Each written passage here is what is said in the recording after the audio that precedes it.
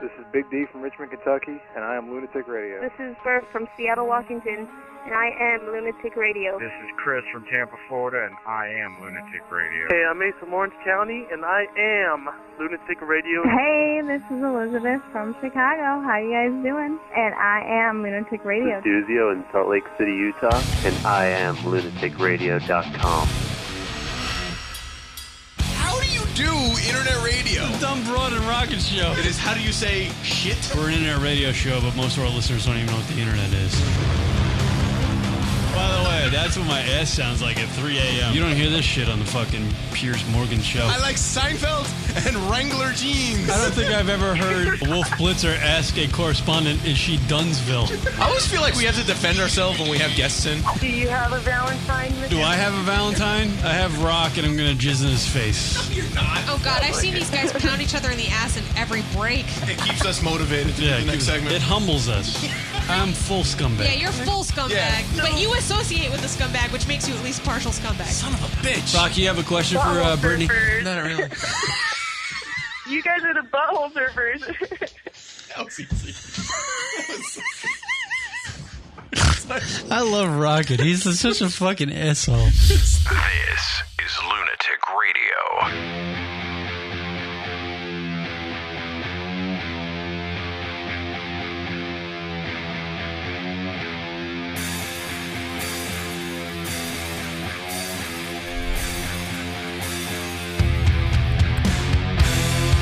Hiya! LR Show, broadcasting live from the GFQ Studios this week. No Rocket, he's out. Andrew Zarian, our friend, our buddy, filling in for Rock this week. Want me to start yelling like him? Yes. No! Whee! Number to call in, 646-233-4045. The Drunkle hotline number, which is a messaging system, everybody, 206-202-LUNA, that's 206-202-5666. So when you go out and get hammered, and instead of embarrassing yourself in front of family and relatives and people you love, just call the Drunkle hotline, 206-202-LUNA, that's 206-202-5666. Email address, the show at lunaticradio.com. You got it. All right, there we go. We're all set. Big story on the HLN. I love the HLN, Andrew Zarian. And Barry, by the way, and Kenny from Disco Vietnam, who are joining us. What up? What up? Got new music to play this week. They're just hanging out, though. They're drinking beers. I believe Barry's got a... Doozy. What do you got? I got that 22 Doozy. 22 Miller Lite. The big story going out is that 41-year-old teacher who... God, I got to get into this because it's so fucking... I don't know. Maybe it's because I dated a young girl once. Well, how many years? I mean... It's been a while. But okay. She was... Yeah, it was 15 years difference. And she was... Oh, you 30 and she was 15? Close, no, right? It was close. It was no, she was legal on the cusp. She was. Barely, okay. Yeah, no, she was legal when I met her, yes. Was she an adult or was she legal? Not an adult. I wouldn't call an 18-year-old an adult. No, legally they're an adult. Yeah, legally they're an adult. Yeah. Because, 17 is legal some places. Yeah, but I don't know whether or not to... Obviously, this guy's a moron because this guy was a 41-year-old teacher, right? And he had a wife and 3 children. We reported about this, about a month ago on the lunaticradio.com show. And he quit his job, left his wife and his 3 kids to go move into an apartment with this 18-year-old broad who was a former student. Okay, but she wasn't 14, 15. No, she wasn't 14. Yeah. She was 18. Former student meaning 2 weeks after the fact. Okay. What do you think, Barry? You about this? You good? I'm not about it. You're not about it? Me up? Yeah. All right. Yeah, you're like super low in my head. There you go. There we go. All right, and he moved in, literally quit his life. 41 years old, and you literally throw everything away you worked for and move into his broad. So he was probably teaching for 15 years. Something like that. At least 15. A veteran, almost like 15, a veteran 16, teacher. Yeah. Got that tenure. Up for tenure, well, yeah. Why did he throw his career away? I mean, he's with an 18-year-old. They moved in. I will say it because it's my show. Power of the pussy, my friends. power of the but pussy. no. I mean, I don't mean it in the sense of like he banged her. I mean, how is he throwing away anything? I think that's. Was it out there that their relationship was open? Like, did people know about it? What was going on? They did not until she turned 18 and he quit his job and moved in with her. Oh, so he's dopey. He could have kept his He's job. a complete jackass. Yeah, he could have kept his on job. a pedestal. Yeah. But he was married and had a kid. He had married and 3 kids. Yo. How old was the wife? Who gives a fuck? 18. She wasn't 18. She was probably 40. This one's 18. It's probably sent around the same age as the guy. Yeah. You know? By the way, his name, it's great. His last name's Hooker. So it's Mr. Hooker, who is banging the 18-year-old and left his wife and 3 kids and moved into an apartment. He clearly had no money. Not a good-looking guy. This is not like a George Clooney-looking teacher. How was she? She was, Like, if you're in high school, you would bang her after a couple drinks. 2 beers, you know, at a high school party. She's like an Asbury Park 6. She's a buzz bang. That's what I'm saying. I don't mean to say that about a young lady, but, you know, she did get involved with a 41-year-old man, so Listen, she can't be... It happens so often. Really, does it? I mean, we were talking... I don't believe it. We were talking before. I don't know if you want to say it again on the air, but it happens a lot, and I know for firsthand, like in my school, my high school, there was a guy... Queens, New York. Queens, New York. Cardozo High School. It was all over the news. Cardozo. Garrett Cartel Harris. High School. Go ahead. Excellent high school. Great basketball team. Really? Football team. Everybody's busting from the South Bronx. Everybody's 6'8", 320. All black guys. Great team. All right. Phenomenal team. Went undefeated this year. Did they? Yeah. Good for them. Little old Bayside, New York. Everybody's going D1 on that team. So this guy, good-looking guy, social studies teacher, we used to all hang out. That was a weird thing with my graduating year and the social studies department because they were all like in their 20s. They were like early 20s, 24, 25. Right, they still want to party. Yeah. I mean, they're still young. I mean, 24, 25. I was a kid a couple years ago. Yeah. I was thinking about starting an internet radio network. Yeah, bad idea. I tried that Awful idea. The worst decision ever. Stupid young mistake. I'm going to be the next Howard Stern on the internet. Yeah. So I get more action on my Facebook page than I do on my own radio show. It's fucking ridiculous. Just got dark. Yeah. The greatest thing in the opener, like we do an internet radio show, half our viewers don't know what the internet is. Yeah. Excellent. That sums it all up. They really don't. So we would all hang out. Like we would go out drinking. We would go to a bar. We would all drink. And this guy always was eyeing the young girls, like 18, 19-year-old girls. So we always used to say, 17 will give you 20. But it was like a joke. Like we didn't think he was banging them. Right. He would always say something. Turns out the last day of school, he was hooking up with this girl. She wanted a relationship. He said no. She turned around and said, I'm going to tell everybody that we've been together. And she went to the cops and said that he raped them. He raped her and then denied it. But either way, turns out that they had sex. He got fired. He got arrested because she was underage. Sex before she was 18. Sex before she was 17. Yeah. What do you think, Disco Vietnam? And by the way, and this was a good-looking guy. Yeah. She was like a 2. Does this happen more often now? Or is it like it's a power thing. Is it a sign of the times, maybe? No, I think it happens at every high school and every community. Yeah, it doesn't come out. Every year. Yeah, but here's the thing. My dad was a teacher, and he's 68 years old. But I can't imagine, when he began teaching, he was 22. I can't imagine in his day and age, when he was 22, he was going, oh, look at a fucking broad in 9th grade. I can't imagine What grade did he teach? He teached high school. High school, okay. But here's the thing, though. 22... A 22-year-old guy is going to look at a 16, 17, 18-year-old and be like, wow, look at her. It happens. I mean, it's just how your brain is wired. Is it because we have the Facebooks, the MySpace is done, but the Instagrams, we got everything, right? Is it because a teacher could go home to his residence and go, I want to wonder what my students are doing. And 100%. He's just going on Instagram and finding out all the hot chicks in his class. I mean, is it it's turning this into something that happens more often than not? Yeah, because you could start infatuating with certain people. You could start. Did I say that right? You're infatuating. Infatuating. I said infatuating. It's a lust thing. Well, yeah, because now you could go home. Not to correct people's grammar. No, tonight. you could correct. I mean, we got the all away. That's not a word, dude. I mean, if you even watch infatuating. Nah, what was I trying to say? I don't remember. Barry's I knew it was wrong. From Disco Vietnam. Infatuated. He's infatuated. That's a word. He's infatuated. He's in lust. He's in No, lust. but what happens is they go home and, the girl goes on summer vacation. She's going on putting her stuff on Facebook. And the guy could go in and be like, oh, look at her ass. Look at Brittany's ass. Right. It happens. Absolutely. I think it's... They're young girls. It's a sign. And they're right. old guys. I can't run away, little girl. Here it is. It's the power of young girls. Young girls.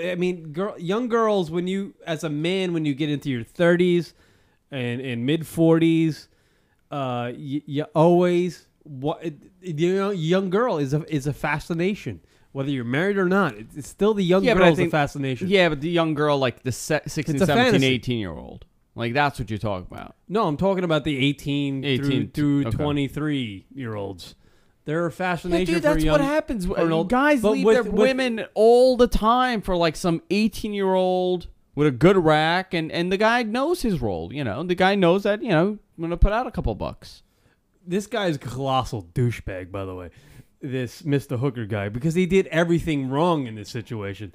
When you're a teacher and you're gonna bang your student, you really shouldn't accept the invitation from Dr. Phil to come talk about your relationship. I wonder how much they paid him. Well, I don't know. I hope they paid him something because he looked like an asshole. Teaching job, quitting it. He probably doesn't have much money. But let me tell you this: it happens in the other way around too. Where it does. Let me tell you, and you always think they're not hot. They are smoking hot. 7th grade, our 7th grade art teacher, last day of school. I mean, when I tell you smoking, like a 9, she was a fucking 9. This girl, young girl, she's like, oh, I got a new tattoo. There was like old guys in class, and we're like, oh, what did you get? And she goes, let me show you. Pulls down her pants, wearing a thong, shows a tattoo on her ass. It just makes you wonder, huh? But it's a power thing, right? She just got... It's the power of the pussy. I said it. I say it almost every weekly on the show. We should have a segment for it. The power of the pussy. Marvel. It's the reason why we all dress nice, like as guys, or comb, like Andrew, your hair. It's the reason why you comb your hair. The reason why I comb my hair. Reason why It's the reason why you shower, Barry. It's the reason why I wear a hat. I don't know. Kenny's how much faithful. He's a faithful man. He found his Kenny's not sure how many times. Yeah, but it's that's what it is. I mean, we all do whatever we do as men because we want that. Dude, I'm a married guy, and you see, you're at the bar, and you see a couple good-looking girls, and you for start peacocking. Everybody you're not does. at that point yet, though. But your wife is extremely beautiful. So yeah, she's very pro plastic surgery. Yeah, and she's going to get everything done. She's all about rehabilitating herself as the years come on. Yeah, listen. when she turned 20, I said time for the boob job. When the house gets remodeled, she'll do it too. She'll be remodeling. She's already gotten stuff done. She's 25 years old. So there you go. See, you got the perfect wife. But it's all about that. It's all about the vagina. The whole world revolves around the vagina. But isn't it the worst thing? Like, you marry, let's say, your high school sweetheart, and she was a fucking knockout in high school. And a couple years go by, and she's just like a poor copy of what it was. Right. Like, that happens to a lot of guys. Yes. And it's like, this isn't the person I married. And then they go around. They find someone young. Well, those are scumbags. The scumbags, when the looks fade, yes. Those are the scumbags. You think that's a scumbag move? I don't think that's a scumbag move. No, I think it is. I think we're just programmed to go and find someone we're a scumbag move. Barry? I checked out. It's a scumbag move to tap out on the chick when the looks fade. Yes? Love is love, man. Love has nothing to do with looks. It has to do with... You could turn it on and off, man. I'm telling you. I don't think so. Love. It could be turned on and off. Did you hear about not only this 41-year-old guy who was banging the 18-year-old, left his wife and everything behind just to bang some ass for a couple months? The ultimate guy... flip side of the situation was that cheerleader who was, cheerleading for the Cincinnati Bengals. Yeah. And she was a teacher on the side, on the off season, I guess. She was an English teacher or something like that. Hot as hell, yet she was banging one of her students from the high school. Now that's the ultimate, but right? see, that's a little weird. Like, it's weird, right? We kind of say when we see That's these a guys. great story. The other one's a tragedy. Yeah, like when Phil. when we see like a 41-year-old guy trying to bang like an 18-year-old, you're like, oh, what the fuck is wrong with him? He's gross. He's a pervert. But like when a hot chick like that is going and banging, how old was the kid? Like 16? He was 18, I guess. Oh, he was 18 senior, also. something like that. Oh, he was a senior. Okay, 17, 18. Nobody looks at the teacher as like a weirdo. No, I don't. I actually applaud the kid. Yeah, High I know. five. Way You to know. go, kid. I mean, can you imagine? I mean, watch the Dr. Phil God segment. bless. If anybody caught the Dr. Phil segment of Mr. Hooker with his chick, the 18-year-old broad and his mother on Dr. Phil, I mean, literally, Mr. Hooker was getting hammered for an hour. I don't even know why he decided to even go on national TV to describe his relationship. But if you took that 26-year-old cheerleader with the 18-year-old guy student and threw him on a segment with Dr. Phil, how differently would that segment go? It would be different. Like the tone of the segment would be different because it's a chick, a hot girl, dating a younger guy or having sex with a former student. It would be completely different. You got to call on line 2. Call, you're on the air. What's your name? Where you from, my friend? Sorry, go ahead. What's your name? Where you from? Hey guys, cool teacher. Hi, how are you? Here Welcome we to the go. program. Here's a teacher. Thank you. I always listen live when you guys are talking about some ridiculous teacher story. Yeah. What do you have? What's your thoughts about the 41-year-old teacher, Mr. Hooker, who was banging his 18-year-old student? Go ahead. I don't know. That's just gross. I mean, I'm a young teacher, and I think of myself as attractive, but I mean, I teach middle school. Like stories like that make teachers look really bad. We're not all bad. I don't know. If it wasn't like a teacher-student relationship, I don't think I'd be that shocked from it. But yes, yet it is. He was her teacher, so it is kind of creepy. See, I've met cool teacher. We've hung out. She's very attractive. Do your kids? You're welcome. Do your kids ever hit on you? I mean, does that happen? My first or second year it did when I had, 8th graders that were maybe, like 15 or 16. But kids that I've had come back and they go, wow, miss, you haven't changed in a bit. And I've been teaching for 13 years.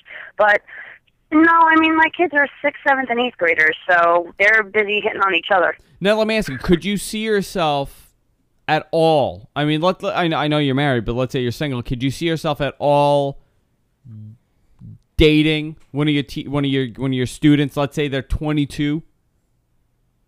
I mean, right now, let's say if you've been teaching, how many years is that? 15, 13 like 13. years? Okay, let's say 10. So if the kids were like 14, they're like in their mid to late 20s now. Oh yeah, I still keep in touch with a bunch of them that are in college and stuff like that. Some like boy students that I had that are like really good looking that I had like when they were 13. If I was single, no, there's still that teacher-student relationship. I mean, no matter how old they are, no matter how old I get, I'm always going to be Mrs. So-and-so to them. I'm going to start banging Lon. It's the creepy teacher-student thing. Like, if it was, the 41-year-old guy with the 18-year-old, like, it's creepy, but it's, like, kind of understood. But it's the whole teacher-student relationship where the line should be drawn. I think it's that old school thinking, that whole teacher-student line.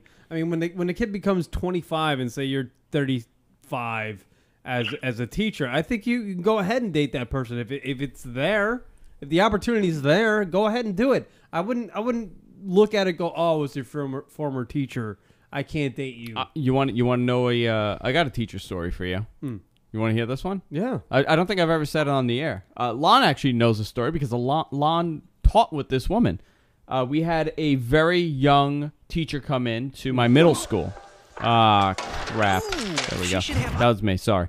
There was a very young teacher come into the school. I think she was like an English teacher, or I can't even remember. I think it was social studies. She was teaching my 9th grade class. And she was young, maybe like 22, 21. Right. Beautiful. I mean, stunning. She would give the guys, like a couple of the guys, like massages. She would come over like, oh, you look tense, and like give like a massage, which it's awesome. But we never thought it was weird. Like now, like thinking later on, it didn't hit me until a couple years later. But she would like come give us back rubs, and like she would come over and she's like, oh, I got you lunch. She would buy me lunch, buy another guy lunch. She would like she was just very interested in us. She was looking for that young cock, yeah. Couple years go by. I was probably 23. She walked into my store when I had my business, and she was like, "Oh my God, it's you!" She goes, "Let me tell you something." She goes, "Are you with somebody?" I'm like, "Yeah, I'm engaged." She's like, "I had a crush on you," and I thought it was a little weird. Like, first of all, she still looked fucking great. She goes, "I had a crush on you, and I had a crush on your friend Vinny." And I was like, I didn't even know what. Like, nothing came out. I was like, like, what do you say to that? That's when you drop your bags and go suck it. Just suck it. And then she started. Yeah, and then she Here's started my talking, dick. Just suck go it. ahead. Just but what do you say to that? I mean, like, it was so exactly what I just said, dude. It was very uncomfortable. Very, very. I mean, she had to have been. If I was 15, she had to have been 21, so maybe 7 years old. So like, she was in her late 20s, early 30s. She was 31, 32 years old. Perfect. Great age. Horny? Yeah. She was all into it. She's like, I broke up with my fiance. He's in some band. He's traveling the country. I was like, all right, let's go. Absolutely. Odd thing, but it happens. I think with the social networking and the way society is today, with everybody can interact with everybody, this is going to be a more common thing. This is going to happen all the time. And it's not even going to be a news story anymore in a couple of years or 10 years from now. Cool, teacher. Do you know of this happening in your school? Like, have you seen this happen? No, I mean, I could see maybe like possibly on a high school level, but I mean, I'm in middle school, so that would just be really gross. Yeah, that would be creepy. Don't go there in middle school. Well, yeah, in middle school it's creepy. Yeah, high school's fine. Yeah, you know those are like, no. This was a middle school teacher. Those are A-ball players right there. They're just getting into the league. You know what I mean? You can let them play ball a little bit. Like Matthew McConaughey says, high school girls stay the same age. Right. I get older, they stay the same age. All right. McConaughey. What's the youngest you would date right now? What's the youngest I would date right now? Hey, God. You asking me that question? Hey, God, we got another caller. Cool, teacher. I'm going to take this other call. All right, no problem, guys. There you go. This. She's cool. Caller, you're on the air. What's the name? Where you from? Caller, hello, caller, you're on the air. What's your name? It's Zach. Hey, Zach. Welcome to the program, my friend. Yep. Have you ever banged a 45-year-old teacher? It's Virgin Zach, smart one. I know. So apparently you haven't. Have you ever licked the vagina of a teacher? No. But this has happened actually locally. Yes. Tell us about it, my friend. It was at a school just on the other side of our town. And this was like last year that it broke at the end of the year that this guy hooked up with a girl, and it's basically what Andrew said, where she wanted a relationship, but he didn't. And now he's being prosecuted for it. And what's funny is the lawyer of the guy knocked up a 16-year-old. See, that's just bad. You can't. Yeah. You can't. Womp, womp. You know what? I'm not saying I'm all for it with the older man, 18-year-old. You're automatically going to jail. I'm not.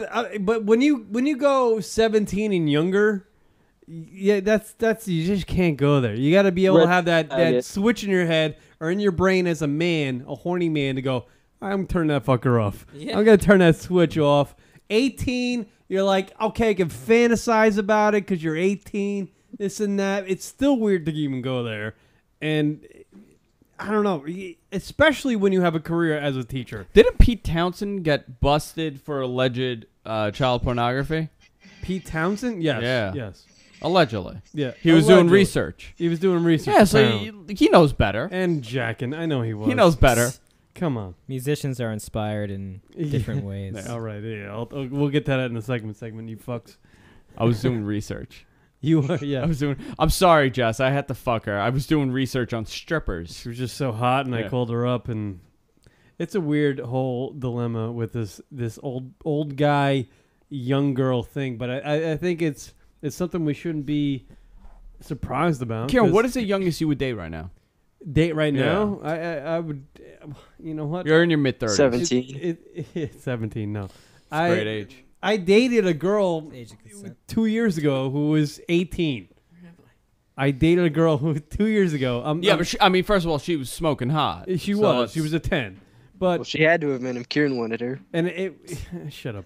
And I mean, she was 5'9", so I thought it was all right because I'm shorter. I'm 5'7". She was tall. Was that your logic? Kieran logic strikes again? Yeah. She's 5'9". I'm much shorter than that. That's all right. I was 32 and she was 18. No one will question it. Yeah. I mean, it worked out. I mean, I'm a very patient man. But, you know, and 18 turned into 19, so it didn't seem too bad. She'll be your age eventually. So, yeah, she'll be... She'll catch up. Yeah, so, you know, whatever. I don't know. Right now, I don't think I can handle it. How did you deal with the height thing? I was fine with it. It was fine. Really? You were okay with it? Yeah, it was, I could tell you some stories, but I'm not going to get into it. I could tell you some... but Is this going to a sexual thing with height? It was awkward sexually. Oh. Dwarf. Yeah, it was hard. It was like scaffolding climbing. My wife is 5'6", so like when she puts on heels, she's like 5'11", you know, and then like no, we had I'm the rule. 5'9". We had the rule: no heels Yeah. whatsoever. Yeah.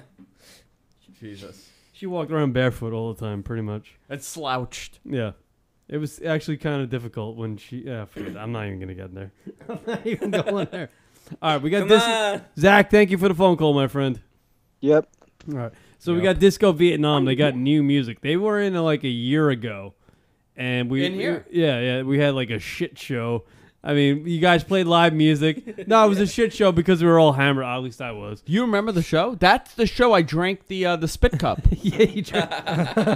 This fucking guy put the beer in the spit cup and I drank it. Oh. So we got Boas. I had no clue. We got Barry and Kenny from Disco Vietnam. They got new music to feature for us today. You're not playing live. Nah, not this time. But recordings. We got recordings to play for the folks. Fresh New off music, the press. and this will be available where? It's gonna be on our Bandcamp and hopefully iTunes shortly after that. DiscoVietnam.bandcamp.com. At what date? When's the date? 4/20. 4/20, of course. Oh, very nice. April 20th. All right, so we'll do a break. We'll get all set up for the LunaticRadio.com show right after these words, my friends.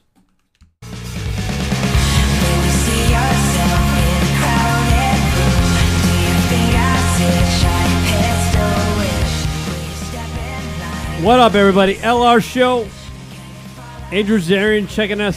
Sitting in with me, co-host for the next 2 weeks. I'm here. Oh, it's 2 weeks? 2 weeks, yeah. I didn't know. Is that what I agreed to? Rock's out for 2 weeks. Where is he? Where is he? He's he's here now, but he's gonna be in San Francisco next week. So I'm doing this for 2 weeks. Yeah, he's got a lot of dick sucking to do. So he's busy. Disco Vietnam in studio, hanging out with us. Being very quiet. Kenny and Barry, Disco Vietnam. Love these guys, by the way. Local Long Island band, but they kill it, dude. I don't know why. You know, it's funny. Every time I post your shit on the web, like you guys coming on a show, or I'm hammered at home, and I'm just like, oh, Disco Vietnam, man. I just post it or something somewhere, some social media site. People are like, why don't I hear this on the radio? Because you guys are that fucking talented. You're the only band I know that doesn't promote their shit. Yeah, man. And it drives me insane. It really does. Yeah, we just let it happen. Yeah, let the music do the hard work. Yeah. But do you realize you're not like some pickup band who sounds like garbage. You sound great. Thank you. Thanks. Literally, you have the type of sound and the type of lyrics and the way you guys, I don't know how you produce it or whoever produces the shit for you. Ryan Siegel. Yes. Ryan does a great job, and you guys are very talented. Like this, your music, and it's not just one song. It's a whole slew of songs. They could be on Z100 or something, whatever the hell you want it to be on. It could be around the country. No, they're too good for the radio, unfortunately, nowadays. That's the problem with radio. It's a gift and a curse. But the thing is that your type of music is the type of music that I think the majority of people would latch onto in some way. Mm-hmm. The people that love the pop music and listen to Z100s, or the people that listen to the rock stations or something like that. It's great. I mean, in the lyrics and the music, I think it's fabulous. Thank you. Yeah, I really do. I really appreciate that, Karen. You've been saying that to me for a long time. I it know. means a lot to me. I know. In our mutual friends, she's like, "What's the fuck Barry doing? He's got great talent, and he's not doing anything with it." But I'm doing I make the music, all that other stuff. What would you have me do, Kieran? What would you have me do? Just tell me that you made some music. I'm doing it. This is it. We made some new songs. You want to hear them? Yeah. So let me ask you this: is that the hardest part of this, the promotion and getting your name? I mean, that has to be a pain in the ass. For me, it's just the part I don't care about. That's why we're not famous. Yeah. Because we don't do this normally. So what do you do? I mean, how do you promote it though? Do you do any kind of promotion or? We just make it available. Yeah. I mean, I'm on my Twitter a lot. I'm on Facebook a lot. I do my best. You put it on literally. You make a post about it, maybe. And hey, I made a new song. Here's the post. I don't want to be intrusive about it. It's just something I do. You have to be. You have to be aggressive and a pain in the ass. But you don't want. Invariably, you're doing that to your friends. So you guys are Disco Vietnam is making music just because you like making music. Yes. It's not to become the rock star guy. It's all play love. Coachella. But see, that's the good reason. That's the reason why you should make music. Right. Mm-hmm. Barry and I are brothers. Kieran's not doing this to all make for money love. and be rich and have an audience. Nah, I'm doing this so I can get hammered on Monday Yeah. night. He's finished a 12-pack already. It's 30 minutes into the show. Yeah. This is my night to drink. Is that it? Yeah, you've got a lot of wounded soldiers on this glass table. They are, and they're dead. Yes, they are. They're dead. So, I mean, I guess you guys get together. This is a fun thing for you to do. I mean, we take it seriously. It's a bond.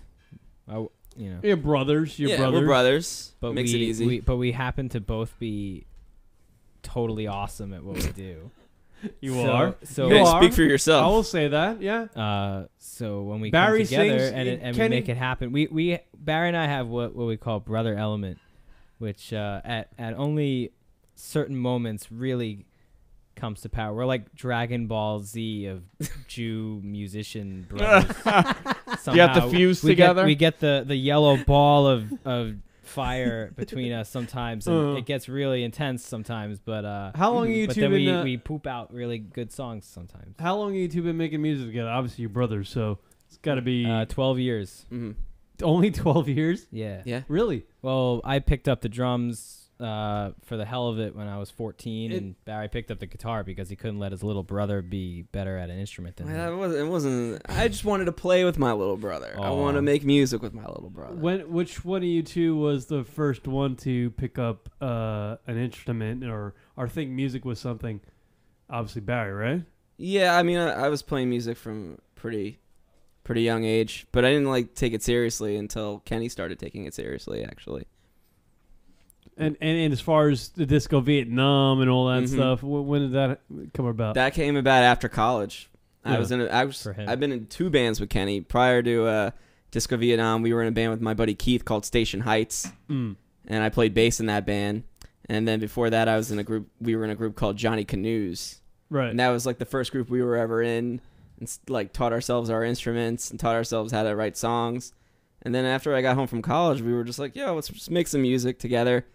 Just for fun, and a lot of really great musicians have played with us over the years as a result, which is what it's all about. Honestly, I will promise you this: if I ever get anywhere, some sort of, I know Andrew's great, and the GFQ platform is tremendous for the internet. It's the mecca of the internet.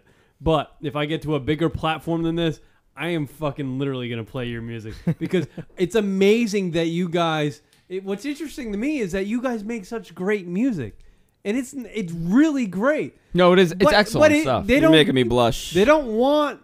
It's like they make these classical songs and songs that everybody will love, but they're just like, whatever. No, you know what it is, and I kind of get it too. It's a pain in the ass. No, but it's a pain in the ass. You're concentrating on the music portion of it, and you're trying to put out good music, and you're trying to do a good job at it, and then you got to worry about the marketing, and then the gigs, and you got to worry about so much more. And the parasites. Yeah. No one understands that it's really expensive. Yeah, very. We have been able to make our records because of the goodness of our friends that have helped us, get good deals, or they appreciate the music and they did it for the love of it, and that's how we've managed to keep this going. We have instruments and speakers in our studio that don't belong to us, but they've been left there because of the good people that have been surrounding us for the years. So that's what's enabled us to keep this going on so long, and we can just keep going with the music until the love runs out, which I don't think it's gonna happen anytime soon. I doubt it. It's weird. I know two bands. One that's my cousin's band has played on Letterman and into playing Coachella. One Tree Hill. Yeah, right. And I have no idea how he made it to that point. Like, I don't know how he's playing Coachella. I got an email about him the other day. I don't know how they made it, because literally a lot of hard work. It's a lot of hard work. I don't know if it is or what. I have no idea. But then I have you guys who make the equivalent music that people would listen to, I think, and strive to or want to download or whatever. Yet I don't understand how the music. It makes no sense. It's a combination of two things. One, putting out really good music, which you guys do, and of course, We Are Augustine's does phenomenal music, and just that luck of having the right person hear the song and want to do it. Because you could promote it and you could build your audience. I mean, other than that, but someone at the top has to hear it and say, you know what, I like them. Yeah. Well, we have a song about it. It's called "Luck into Skill," and it's pretty much about taking just those moments and letting and rolling with that and letting that take it to the next level. And you got to have like some asshole think you got the sound of the time. That's also comes into play. Well, I'll tell you this: like I've had any time that I've thought to like move forward, taking a little more seriously about it, promoting our music and maybe making some money off this stuff that we do. Like, you encounter people who are like, "Yo, man, I know this guy over at E1 Records, so I will and they just got this deal doing the soundtrack to Avatar 2. So I can get you on the soundtrack to Avatar 2. But you just gotta give me 20% of your publishing." And you're like, "Oh, so it's like that, right?" Yeah. And that's the only people you get to see, and eventually you're just like, fuck it. And either that goes nowhere, or you're a guy that does really well, and then for the rest of your life you're giving 20%. Some guy 20%. Some fucking goon from your career, early in your career, 20% for the rest of your life. Right. For a finder's fee. That he gets happens. to own a fifth of my shit. Forever. I mean, Suck that dicks. happens. Yeah. That's what happened to my cousin's band. But I mean, they had a band named Pela, and the lawyers. And, they were great. And the record contracts, they ate them up, and the band couldn't even. The band ended up owing the record company and managers money. And they were just playing shows. Yeah. And that's all they were doing. It's almost like it's a business, and then if it doesn't make money, you're fucked. Yeah. Majority of the industry no thanks. By the way, no. We all know that the music industry is suffering, and that is why they have to go after 14-year-old kids in the Midwest for downloading a Metallica album. Yeah. I mean, that's why. It's infested with scam artists. And just So maybe you guys are doing it the right way. Who knows? Yeah. I mean, this might turn out to be something. By the way, you're talking about it's my getting 50-year scammed? plan. Yeah. The guy, It's a retirement plan. I'm going to play in about a couple minutes. Who was the manager for NSYNC? That sleazy guy? I forgot his name. Oh, he's in Long jail. Island. He was a Long Island guy. He's in jail. Perlman. Ron Perlman. Ron Perlman. Ron Perlman. It's Lou Perlman. Lou Perlman. Yeah. Lou Perlman. My wife's uncle and him grew up in the same neighborhood, and he invested money in his company, in Lou Perlman's company. And what he did in order, he had this scam where he was making like blimps. Wasn't it like a Ponzi scheme? It was a Ponzi scheme. It was almost like a Ponzi scheme. What he was doing, he was taking investors for this like blimp company that didn't exist. But before that, when he was managing, he borrowed money from my wife's uncle to start up the management company. And he owed him money, which he never, of course, got. It was like $3,000, and he never got. But he would always send like New Kids on the Block stuff. Like, I think he did New Kids on the Block also. Yeah. He would send, like, New Kids on the Block stuff to the family, to, like, the kids. But he was a sleazy dude. Yeah. And this is, I mean, how many of those kids had to, allegedly blow him in order to do it? You know who did a great interview? There was, like, one of the guys, I don't know if it was 98 Degrees, but it was one, LFO. He just died. Yeah. He did a fucking great interview with Howard all about what Lou Pearlman was doing and how, like, all these bands and like all these guys from, he didn't name names, but he said like top guys from like these Backstreet Boys and NSYNC, like he would take their shirt off and like give them massages.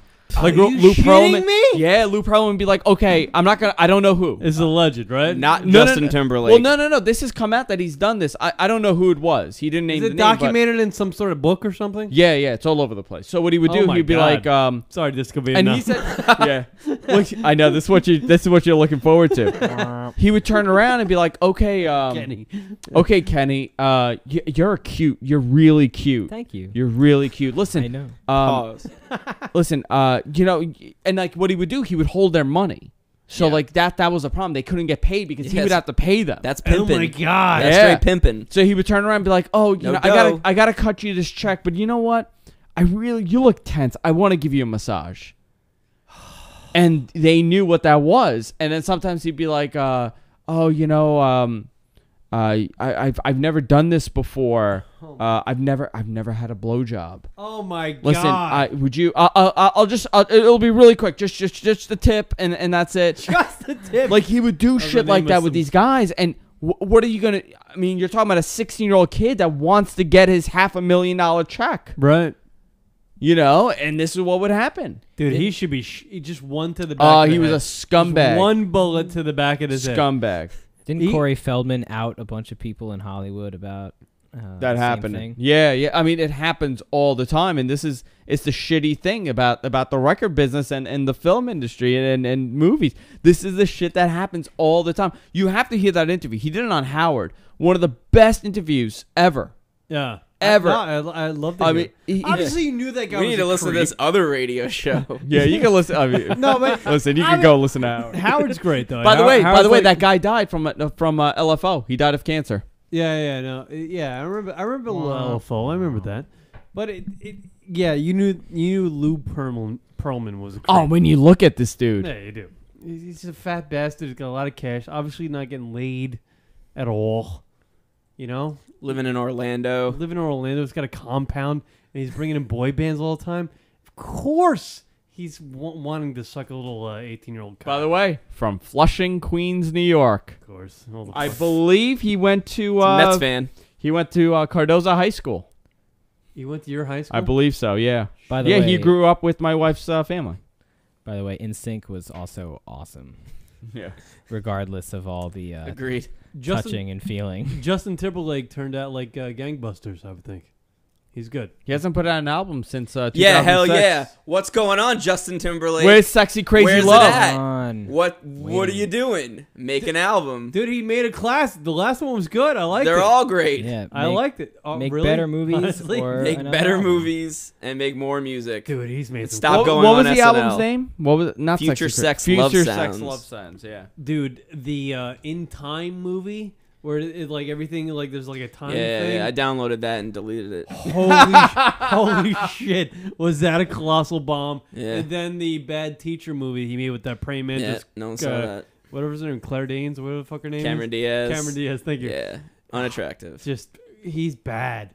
And then he made that. No, he's great.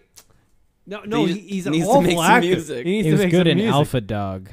Alpha Yeah, Dog. Alpha Dog's He shit. should have quit after that one because he's awful. Bring it on down He's to terrible. Hamletville. Yeah, in the SNL spots. Okay, so we got Disco Vietnam. They got new music, fellas. What are we gonna listen to? We got 3 tracks here. Well, you wanted Long Guy Land. Long Guy Land. Long Guy Land. Yes. All right, this is the first song from Fear of Lava. It's the new album. Yeah. Is it Fear of Lava? Is it a 12? Overcome your fear of lava. Kenny's trying to motion to you, Woody. Your elbows. Oh, my elbow. Sorry, Kenny. So is this going to be a 12-song release? Or No, it's 3 songs. And this is the album, 3 songs. Yeah, that's it. I get it all in. Fear of Lava, and available $4.20 on iTunes. And Bandcamp. Listen, it's about quality, not quantity. All right, this is Long Guy Land, new music from Disco Vietnam. The song has a modulation. All right, on the LunaticRadio.com show. Let's take a listen. Here we go.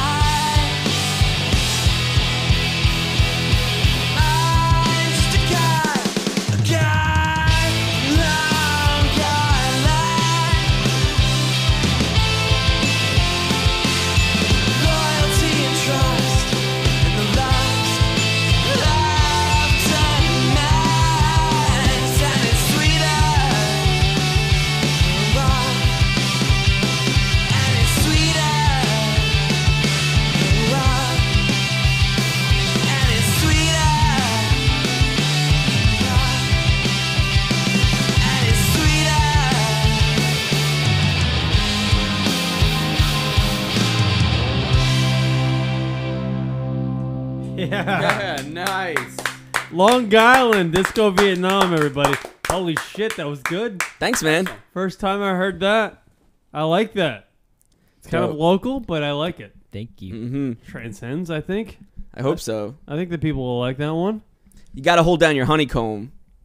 Honestly, man, you guys are fucking killing. Thanks, man. Hey, that's Nikki Kunzinger on background vocals. She's our chick keyboardist. Oh, all right. There you So go. I gotta. How many people in the band? by the way? Like 3 right now. You fired somebody, didn't you? It's well, it's 3 plus a bassist. Yeah. It's a Whoever's rotating playing crew. bass at the time now. Yeah, you may remember Tom was here last time. Yes, he's remember not here Tom. this time. He was a bassist? Yeah. Yeah. I know a bassist. Yeah. One of my guys that works for me. They're an He's a endangered. bassist. They're an endangered species. It's very endangered. We have a. Does he play guitar? No, only bass. We have a prerequisite for all of our bassists, which is you must be awesome at regular guitar. Yeah, better than me at guitar. All of our bassists are better guitarists than my brother. So let me ask this question: do you guys play gigs? Yeah, we're actually playing a gig on 420 at Tammany Hall in New York City. Ah, there you go. Look at that. Yeah, Very nice. promoting our music. First gig since our keyboardist wedding in September. You're actually taking a step into promoting your music. Yes, I want people to hear it.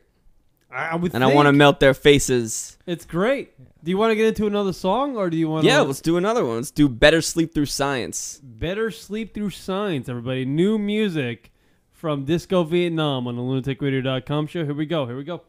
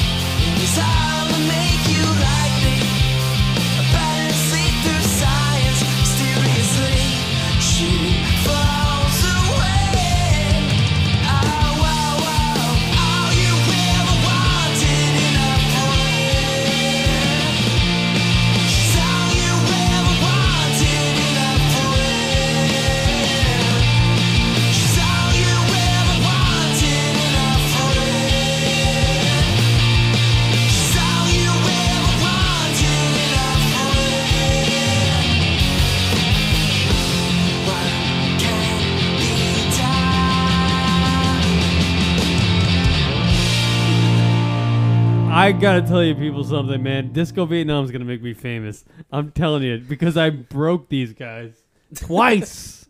Twice I've broken them. They're amazing, dude. How is that not all over the radio?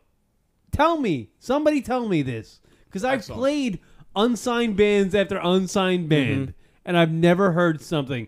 And honestly, all due respect to everybody that I've played on this radio show over the years, all the music, I've never found something that's this well put together and sounds great, and it really can cater to the masses. I think everybody would love this music. I'm speechless. It's great. No, I'm not fucking trying to blow smoke up your ass. Kenny's looking at me like this fucking dick's an asshole. Fucking dick. This is just another Ryan Seacrest trying to make a name for himself. No such thing as a free lunch. Dude, it's great. It's great. It's great music, man. Well, thank you so much. I'm glad I know you. I'm glad I know you. I'm glad I know you. Yeah. We're friends. Honestly, yeah. Barry and Let's Kenny. be friends now. We got one more song to play, though. We're going to take a break, though, and come back. More LunaticRadio.com. Barry and Kenny, Andrew Zarian, hanging out, and we'll come back and talk about some shit. We got Instagram news, right? Yes. Because I just started using this shit. $1 billion. I love this app. It's my favorite app. I can take cock shots all day and make them look good. It's $1 billion. The Instagram app makes my cock look bigger. And now Facebook's taking it over. We'll talk about that after the break. And more Disco Vietnam music. Yes. Right after this.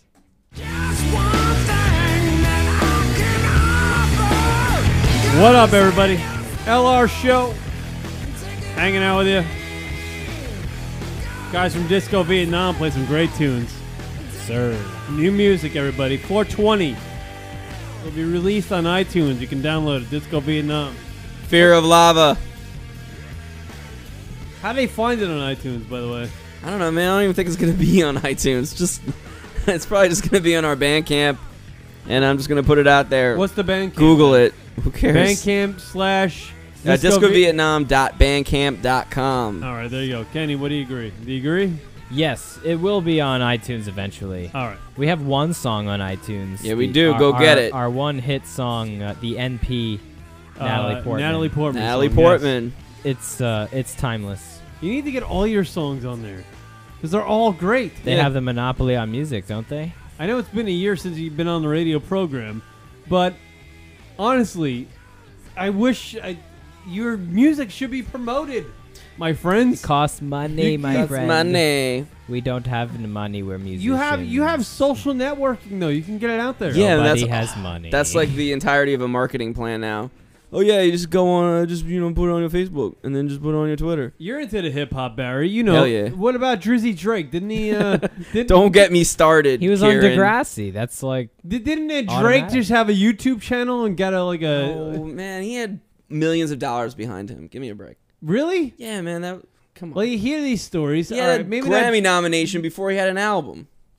That shit's a sham. I don't even want to talk about it. What did he do? Makes me mad. I thought Drake had like a YouTube thing, and then that little guy from the South. Yeah, Drake was an indie sensation. He wasn't? Yeah, it came out of nowhere. Are you being sarcastic? Yeah. Did you not it's watch conspiracy. Degrassi, The Next Generation? I don't know. He was on Degrassi? He was on Oh, yeah, he was on Degrassi. The guy in the wheelchair. Yeah. Man. He was already. He's a famous person. Yeah. Famous He was Canadian? already famous. He was already famous? Ruined rap music. Yeah. Yeah, man. I thought. Don't you watch Canadian after-school television? No, I don't know. What, he was an actor or something? Yeah, Degrassi. Yeah. He was the an guy in actor. the wheelchair. He got One of the shot. longest running Canadian TV shows. Yeah, I used to watch the OG version. Does anybody pay attention? Really? Yeah, man. Yes. Canada? All these years. It's a good show. Yeah, he's from Toronto. They deal with a lot of stuff like sex, suicide. They go there. They do go there. It's go there. It's go there. So he was on an after-school special type thing program catered for. It was like it's like it's young adult. It's young adult. Yeah, it's like a TV show. It's for like teenagers. To learn about puberty and and not banging up your girlfriend. The awful stages of your life. Blow loads It's in a the great fucking TV shit. show to talk about with girls too. They love Degrassi. Girls love Degrassi. I met my girlfriend, sort of because of Degrassi. Really? It was a Degrassi message Not board. Face. Was it? Oh God, that would have been great. We bonded over Drake and his wheelchair. What is the Barry? You're into the hip hop. I know that with Disco Vietnam, but you're into the hip hop. You know a lot about the hip hop. Same Big fan name. of Wu-Tang Clan. Yes. What is the Wu-Tang forever. What is the word on the streets, as they say it, with the big horn? Beep, beep, beep. Yeah, about fucking Drizzy Drake. Is he a fucking pussy or some shit? Nah, I don't think they even pay him any mind. No? Nah. What do you mean? I'd probably just respect his hustle.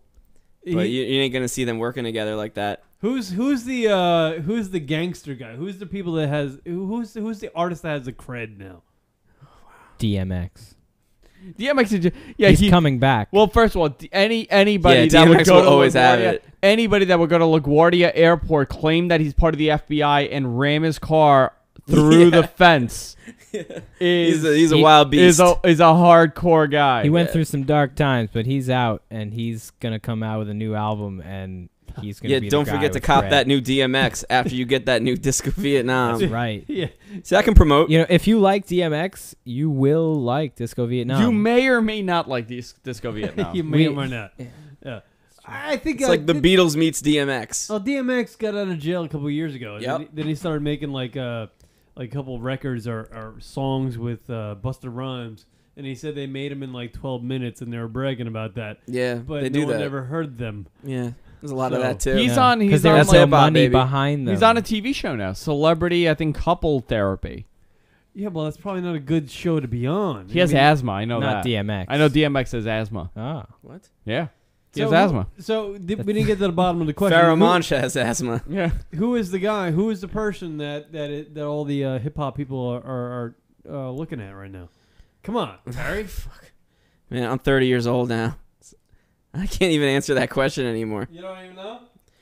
No, I just listen to what I listen to, and Is it Lil Wayne? Kids love this Odd Future. Not into it. What about the guy that I don't even know the fucking? You know, they're all the same. Nicki Minaj. Nicki Minaj. Is she? She's a big deal. I have like 8-year-old girl students Singing that Stupid love Hoe. College kids love Nicki J. Minaj. Cole. That's great. You have 8-year-old students Screaming Nicki Yeah. Minaj songs. Yep. Mhm. They want to learn them on drums. Really? Yep. And Nikki's not singing about nice stuff. She's thinking about Starships. Licking her asshole. Yeah, Yes. something like I that. love that line. Yeah. And She's singing about licking her asshole. That's what she sings about. I think I heard pretty one flexible. song today about cunnilingus maybe. Kind of what? Cunnilingus. A cunning linguist. Cunnilatio? Something like that. Phalingus? Colonel Angus. You want to play the last song we have on the album for Disco Vietnam? I don't know. It was put to a vote. What's the name of the song? Sonia. It's named after a 4-year-old drum student of mine. Whoa. I write the lyrics. I'm kidding. It was written about Barry's guitar that Yeah, it's about a guitar. that he's selling, by the Is way, it if red? anyone wants That's a, for sale. a GNL ASAP. It's about a guitar that's for No, I wrote the song. I wrote the song on a guitar, and I named the guitar after the song. Is it red? No, it's like an auburn. Yeah. And this is An autumn sunrise. This is a good song.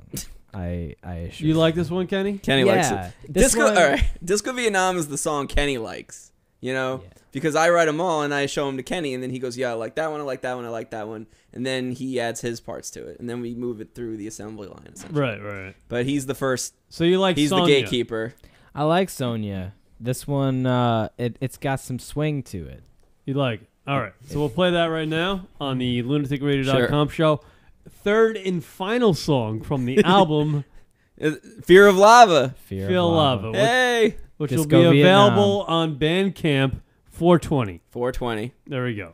Here we go. Sonia. Sonia. Sonia. All right. I say Sonia. Are you from not New York? Sonia. Nah, he's from Long Island. Long Thank you. Island. Yeah. It's Sonia. Rep your hood. All right, assholes. Here we go. So. Sonia from Disco in Vietnam Oneaters. on the Cocksucker. lunaticradio.com show. Here we go.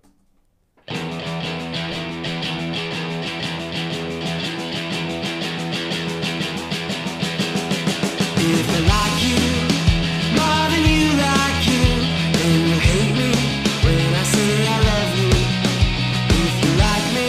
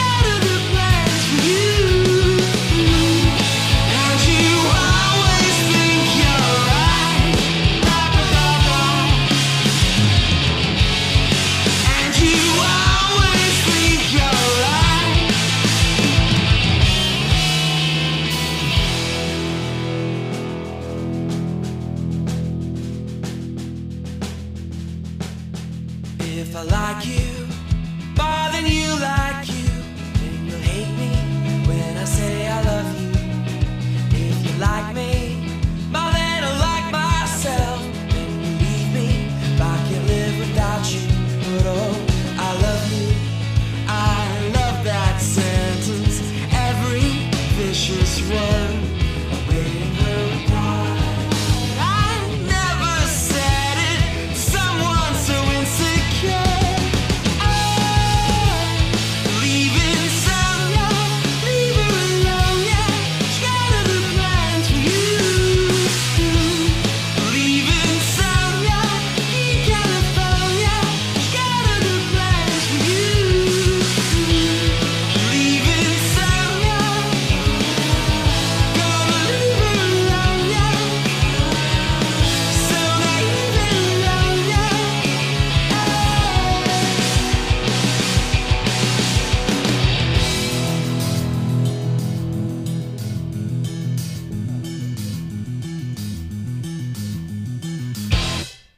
Wow. Thanks, Holy crap. Disco Vietnam, everybody.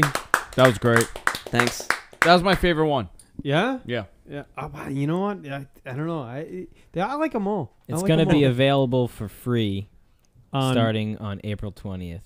On Disco, Bandcamp. Bandcamp / Disco Vietnam. I mean, honestly, all you got to do is Google us. Just Google it. Disco Vietnam. Yeah. And Disco then Vietnam. It'll come I don't up. have to give you a website. Just Google it. Just Google Disco Vietnam. Disco Vietnam. We're the guys. 420. All these songs will be available for free, everybody. Yeah. And is there a way for the folks to go back into your archives and find the old songs too? Yeah, it's going to be on the same website, discovietnam.bandcamp.com. And you're just giving them away for free. This hard work that you threw up there. Yeah, fuck it. Fuck it. Fuck it. Just throw it up there. There's no money behind it. Why should there be any money in front of it? You know what? That's a good point. That's a Whatever. good point. Yeah, just because I made it has value? Come on. I don't think it's that. all for the love. I like this. This See, I like the mindset of Disco Vietnam. I like it. They are just, you know what? Let's just make some music. If it's good, it's good, and the people will like it, and they'll appreciate it. Yeah. I like that. That's the brighter side of the brother element. I dig it. The darker side. There's a dark side. You don't want. Do you guys fight a lot? Oh, yeah. But we're good at leaving it on the court. You know what I mean? Do you actually fisticuffs it? No. Nah. Although there was this one time. We stayed up way past midnight. No, it was a few years ago, and Kenny and I were just beefing, man. I don't know what we were even beefing about, but we were just beefing. Was it about the Wu-Tang Clan? I don't think it was No, about never. that. Was it about the RZA, the Drizza, and the Ghostface Killer? No. RZA was better than Method Man or something like that? There's no argument about those guys. Do you even like rap music, Kenny? I like the hip rap. Hip rap. So Kenny was pissing me off, and I was like, yo, tomorrow, it's just going to pop off. He's like, what do you mean? I'm like, it's just going to happen. I don't know the hip-hop lingo. It's just going to What pop does that off. mean? At some point, I was just going to attack him, and he would know at that moment when I attacked him that it was popping off, and he had to defend himself. Because it's the only way, you know? Kenny looks healthy, though. He's like in the, I'm not saying that you Yeah, don't. but I have a psychological advantage. I can't help it. Kenny looks and like I use it every in a time. fight, I'm saying amongst brothers, Kenny could probably handle this. I don't know. It's been a while. Look, he's got a biceps. Look at him. Yeah. Well, it's the psychological advantage goes a long way when you're a big brother. Like what? You just hey, Kenny, does give me go a long high way. five. But what Say he happened? flinches. I have 2 younger brothers. He's absolutely right. The psychological, the cerebralness of being the older brother goes a long way. What happens when the day comes? Because it will come. That the day Kenny literally stomps your ass, like curb stomp. I don't think your that's ass. I just don't see it. I actually see it happen. Usually when we it could happen right after the show. Nah, because I gotta drive him home. It'll be all right. We usually we just like we'll scream at each other, and then someone will make a reference to the movie Rookie of the Year, and that'll be the end of the fight. Oh, because all laughs after that. Yeah, because like who gives a fuck? I fought with my brother once. Yeah, he literally he literally fisticuffs. And he, how old were you? I was like 19. Okay, so it was a real fight. Yeah, and he grabbed me by the neck and threw me through a wall. And I was like, "That's the last time I'm ever doing it." I think the closest I ever came to like really injuring Kenny, like he like almost broke his finger. Oh, okay. That was it. Remember one time we had. So you guys are gangster. We had comedically oversized boxing gloves. That there was a really big boxing glove, and then there was the part where there was no padding, and that just happened to catch me in the lip. See, This is what I'm imagining. If you guys ever fight at like no a regrets. family function, the rest of the family is laughing at you two when you fight. That's what I'm thinking. They laugh at us anyway. We're the two. We're the black sheep. We're the artists. Yeah. You're the artist. Yeah. Oh, really? Everyone else are more successful than us. Yeah. So, it's good to be in art, though. Doctors and lawyers. Yeah. Jews. Surgeons. Jews. Scientists and salesmen. Professional Jews. What do you do for a living? I'm a Jew.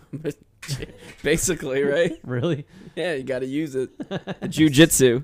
Mm-hmm. I tell you what, though, this music is great, and you guys have a real talent. Thanks, you man. got to promote this motherfucker. Yeah. DiscoVietnam.bandcamp.com or Google it. Do a little bit more than that. Google.com. Type Disco Vietnam. Yeah. Just because you're listed on Google doesn't mean you're somebody. Right. Actually, they come up when they put in disco, and then it just comes up Vietnam right after that. Should. No, usually it's Inferno. Like my 68-year-old father told me the other day when I was driving my mom to the cancer place. He looked at me and goes, I Googled you the other day. You're a pretty popular guy. I'm like, no, I'm not, Dad. I Googled you. The first thing that came up was jizz. Yeah, the other day I had this YouTube video up of the song I played in my friend Lauren's house, and my mom was watching it, and I'm like I'm in my basement, like it's dark, I'm wearing like a hoodie and like sitting over the ashes of last night's blunt, and my mom's watching this YouTube video. She goes, "You should be a songwriter." I'm like, I am. This is what it looks like. Yeah, we're on the internet, Mom. We're on our way. That's almost there. We did it, Mom. That's what I told my father. I was like, we're on Lunatic Radio. We made it. I was like, if you get 6 hits on me, Dad, on Google, it's not a big deal. But to him, he's 68. Who's your Google nemesis? Do you have a Google nemesis? Like a guy with the same name as you that's more accomplished? Yeah, about 6 of them. Yeah, right? And my name's kind of unique, Kieran McCann, and so it's kind of unique. Yeah, there's a lot of rugby players and shit out there. There's this fucking asshole named Barry Schwartz, who's a professor at Swarthmore, and he wrote this book called The Paradox of Choice. And if you Google Barry Schwartz, he's your nemesis. That's my nemesis. Fuck him. Fuck you, Barry Schwartz. I'm sure there's many. Like, there's no other Andrew Zarian on the internet. But if they are, fuck them. Fuck them. You know who comes up second? Lawrence Zarian. Lawrence Zarian. Lawrence. Lawrence. He was a model, and now he's like a fashion expert. Oh my god. He does Regis and Kelly all the time, and he tweets me. You're so mad at him right now. I'm so mad at that gay Armenian. Yeah. All right, Disco Vietnam, everybody. Bandcamp. .google. .google. .twitter, at Instagram. .facebook. Fear of Lava. .org. See, this is the problem. All right, let's do this correct. All right, let's try this. Ready? It's frustrating me all right. that you guys not get... Whoa, Andrew. Yeah, we're having fun tonight. This is your place. I'm not breaking my own. We're here. All right, so the Bandcamp URL All right, for the people I'm on gonna break it 420 down. to get the new music from Disco Vietnam. If you would like to hear the new Disco Vietnam music on 420, which everybody can remember, because it's the, go to Maryland. discovietnam.bandcamp.com. If you like what you hear, come on out to Tammany Hall that night in the Lower East Side on Orchard Street at 10 o'clock. We're going to be performing live in concert. Right. Disco Live music. Live music. And if you've liked what you've heard today that comes out of my mouth or Kenny's mouth, follow me on Twitter at Disco Vietnam. I'm hilarious. Yes, the Twitter is very funny. Has nothing to do with music, but it's funny. Right. I mostly just complain about the Knicks. Yeah. Knicks and the Mets. And the Mets. And the Mets. All right, we'll do a break. We'll come back. More lunaticradio.com show. Instagram. Thanks, everybody. We got to talk about Facebook and Instagram. And after Google. this. And Google. All that stuff. Disco Vietnam hanging out. Andrew Zarian. Back with more lunaticradio.com show right after this. What up, everybody? LR show. Hanging out with you. Disco Vietnam in studio. What up? Andrew Zarian. No Hey, Rockit this week. No. Hey! If you missed some of the Disco Vietnam new music, everybody, check out the previous 2 segments. That was definitely an 8th beer belch. Yeah, it is. We have a lot of fun on the radio on this radio program. This is leading me into AA pretty quickly. I should have been there like 2 years ago, I think. Let's see. Emails to the show, lunaticradio.com. Number to call in, 646-233-4045. And the drunk call hotline, 206-202-LUNA. That's 206-202-5666. Pearl Jam.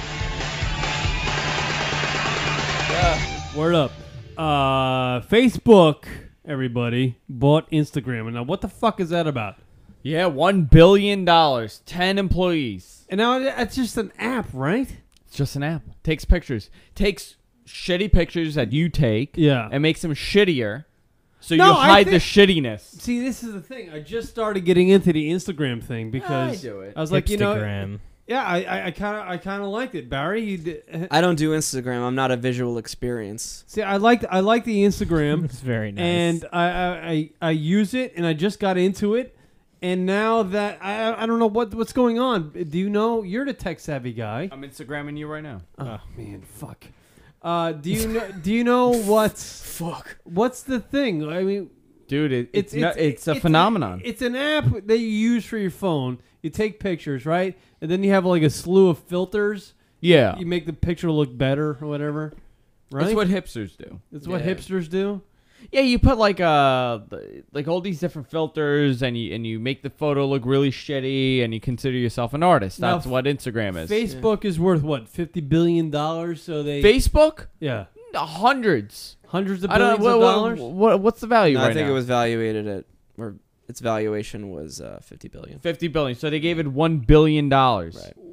Yeah, they gave Instagram $1 billion, so they incorporate that into their platform. Yeah. We don't know what they're gonna do right now with it, but they gave them $1 billion for the company. But this is a company. You got to also remember this. The company is 550 days old. Right. They are evaluated at $1 billion. The New York Times is over 100 years old. Right. And is evaluated at under $1 billion. Right under, like 900 million. Well, it was actually Instagram was actually evaluated at like 290 or 390. Yeah, it wasn't. But Facebook had to buy them because they were cutting into their market share. Yeah, but you know what's interesting? They're not a social network, which I find really funny. They're not a social network. They are. I would think they are. Mm-hmm. To an extent, but it's like not. It's like a Twitter almost with pictures. Yeah. Well, you have to ask. Well, Facebook at the end of the day is photos. So Instagram is photos, and people like using that more. Like people are constantly on Instagram. And well, I just joined Instagram, and I'm the average guy. Speaking from the average guy, I joined Instagram, and usually when I take a shot that's good or something I'm doing during the day, I will share that on my Facebook. So it seems kind of that's a nice picture. Yeah, that's a good picture. Yeah. I mean, you can literally. But it's not as much fun to do it on Facebook. The cool thing about Instagram is that it makes your life look cool when you take the pictures, because you can take just a cell phone shot and make it look like it was taken by a dude that's shooting a major motion picture. You know what I mean? It's just shitty filters. It's really bad filters. It's not really bad. They make them look cool. Actually, as one of my pet peeves, as someone that does do some sort of photography, it's one of my pet peeves to take a really shitty picture, which most people do with their phones.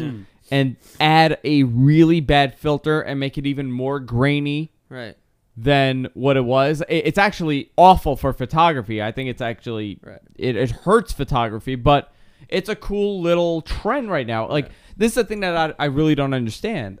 It's a trend to use this software. Well, it's just like music. The whole idea about it behind it is that to share your day visually. I guess. I mean, you could do that with any social. I mean, you could do that on Twitter. I know, but it's a lot easier with Instagram. You can do that, and I think it's a smart. I think it's a good thing for Facebook. Like my wife uses $1 billion though, and somebody was telling me before the show that it's only 10 people in the company. Yeah, 10 people with Instagram.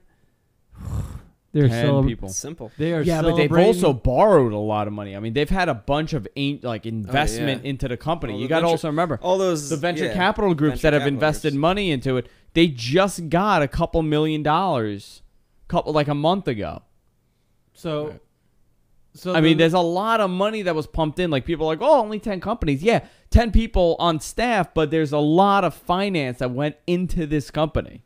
So there's not a lot of money being delved out to the I'm 10 sure. people. I'm sure there's a lot of private investors, and they're gonna get a cut. So like the 10 people aren't gonna get the $1 billion. Yeah, they're not gonna have $100 million. Yeah. So your projection, your estimate. Everybody's wealthy. I mean, everybody that's leaving that company is a millionaire at this point. But what is Facebook now? What does that make Facebook? Listen, they are the #1 website. I mean, no, they're as big as Google. Yeah. I mean, every day people are on Facebook and they sit there. They sit on Facebook. You don't sit on Google. Right. You sit on Facebook and you look at everybody's update. The next couple of years, I don't think Facebook. You look at Facebook as like this website, but I think Facebook is going to be much more than that. And it's also Much dangerous. more than they are now? Oh my God, yeah. Yeah, and now they're like swinging their weight around. So anytime someone wants to compete with them in anything that they do, they buy them. Right. Like they did with Instagram. Like they just did. Yeah. He says he's not gonna do it a lot, hopefully, but this had to happen. How wealthy do you think Mark Zuckerberg's gonna be? Oh, in like 20 years? What is he? He's like in his 30s, right? He's like our age. I think he's 30. I think he's my age actually. So when he's Mark, 28, 29. When Mark Zuckerberg is 60, how wealthy is he? Oh, he's gonna be the richest guy on the fucking planet. I mean, but will he be happy?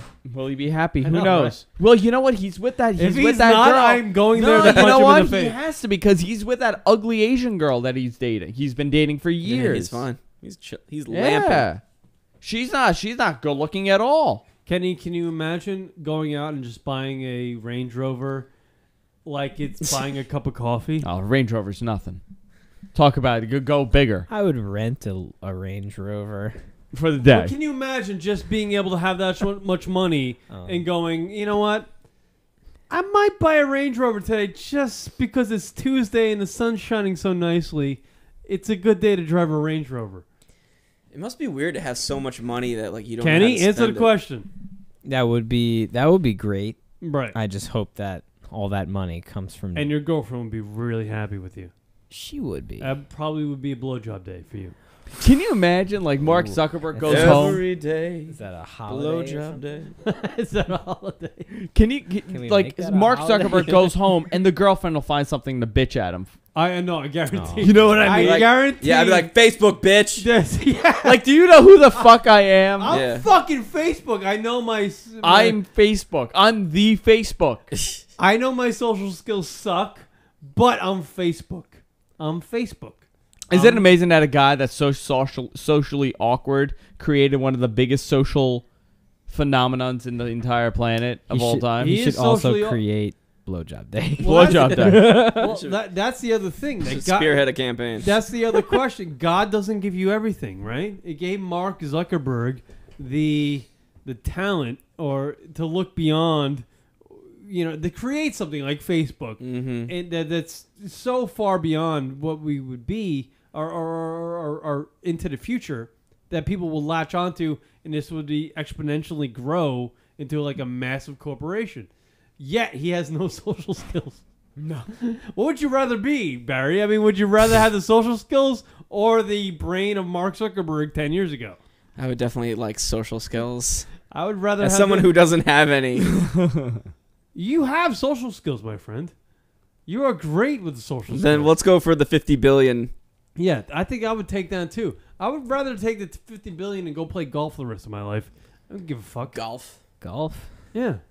I like golf. Yeah. And by the way, Facebook is becoming a public company. They're going IPO. Yeah. I mean, it's going to be it's going to be worth even more money. It's going to be a publicly traded company. Nothing lasts forever. Well, Microsoft. You look at a company like Microsoft. You look at Apple. I mean, it's interesting how these companies have survived. Didn't Facebook try to buy Twitter a few years ago for like $30 million and they turned it down? I don't know. I don't remember. That would have been. It could have been it. That would have been crazy. Kenny? Well, Twitter's totally different too. I mean, Twitter really does not compete with Facebook at this point. It's a totally different thing. People use it for different reasons. Yeah, I mean, people compare the two, but it's not a comparison to make. Twitter is the toilet of the internet. I absolutely hate Twitter. I hate it, That's but I the have best. to do it. It's my favorite thing. Do you tweet a lot? It's the I'm washlet. pretty crazy. It's the washlet of the internet. Washlet. You know what though? Twitter is so simple, yet it still is.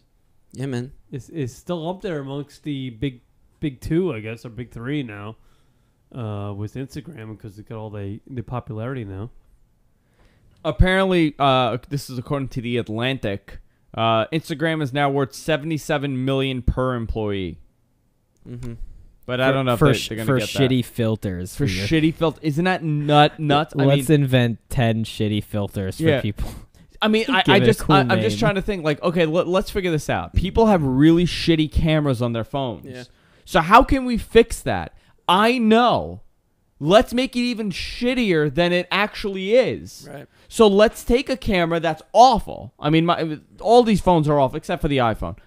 The cameras are awful. How do we hide that? We make it even worse. Yeah. Right. And we'll become a $1 billion company. Yeah, that's what happens in music. People write shitty music and then they hide it behind a cool aesthetic. Yeah. You know? And then suddenly, oh, this trendy new sound. Like, what are you talking about? It's Auto-tune. I thought Jay-Z killed auto-tune. Filtered. Nah. It'll never die. No. It's a myth. It'll never die. There's no auto-tune on that Disco Vietnam record. I sang that shit. Absolutely. One take Jake's. Well, here's the thing that Instagram does. I mean, along with Facebook makes, if you have a profile on Facebook, you can write anything on there that makes your life look better than it is. And now Instagram... Or you could tell the truth. Yeah, or you can tell the truth. Or Instagram is a way to take images of your life and share them with folks, but yet throw them through filters that makes your life look more interesting than it is. That's mad deep. Right? That's mad deep. So that's why Instagram is worth $1 billion. And that's because why it's not about your life being better. It's about it seeming better. Seeming better. To other it's all people. fake. Yeah. It's all fake. I'm just chilling. It's all with the lights and cameras and everything. Yeah, man. And the producing, I guess, right? Yeah. A lot of bands that go through playing Nassau Coliseum, they probably still live with their moms and dads. Yeah. Yeah. But Losers. they won a contest to go on tour with a band and yeah, Kenny, suck dicks. Yeah, sucking them. What do you want me to play off with Totally Awesome Decisions? Oh God. Oh. Old school. Totally Awesome Decisions? Yeah, what do you want me to play? What's your favorite song on there? We should play Homecoming Queen. No. Yeah. Or Little Infinity. I did mention Luck into Skill earlier. That is a real song. What's this one? Homecoming Queen will do.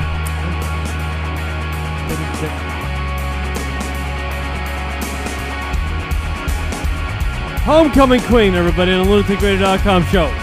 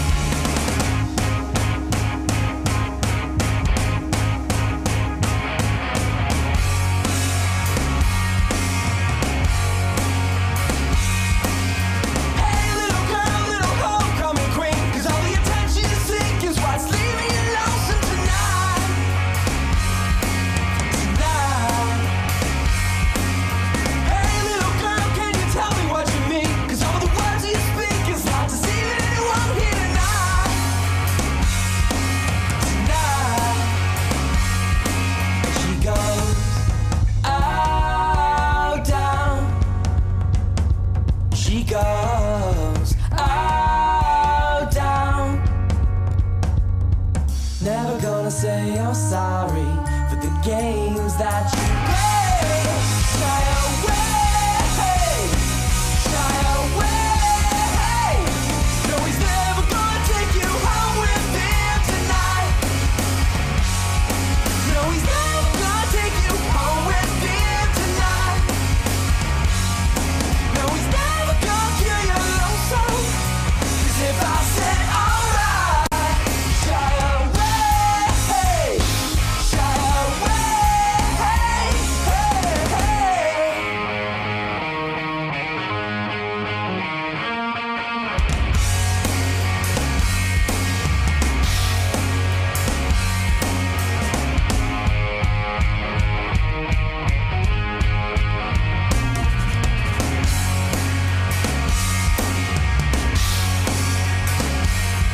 and she goes out down. She goes out down. Never gonna say you're sorry for the games that you play. Shy away, shy away. No, he's never gonna take you home with him tonight. No, he's never gonna take you home with him tonight. No, he's never gonna kill your lonesome. 'Cause if I said alright, shy away, shy away. She goes down.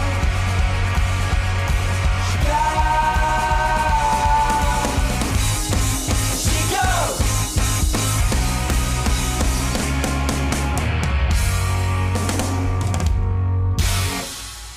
Word up, everybody. Disco Vietnam on the LunaticRadio.com show. That is off their album. Totally awesome. Totally awesome decisions, right? So is that. Word up. And we'll take a break. We'll come back with more LunaticRadio.com show right after these words. If I can stop this and play that. All right, there we go. Back right after this, everybody. What up, everybody? 9 Inch Nails, kid. What up, New York?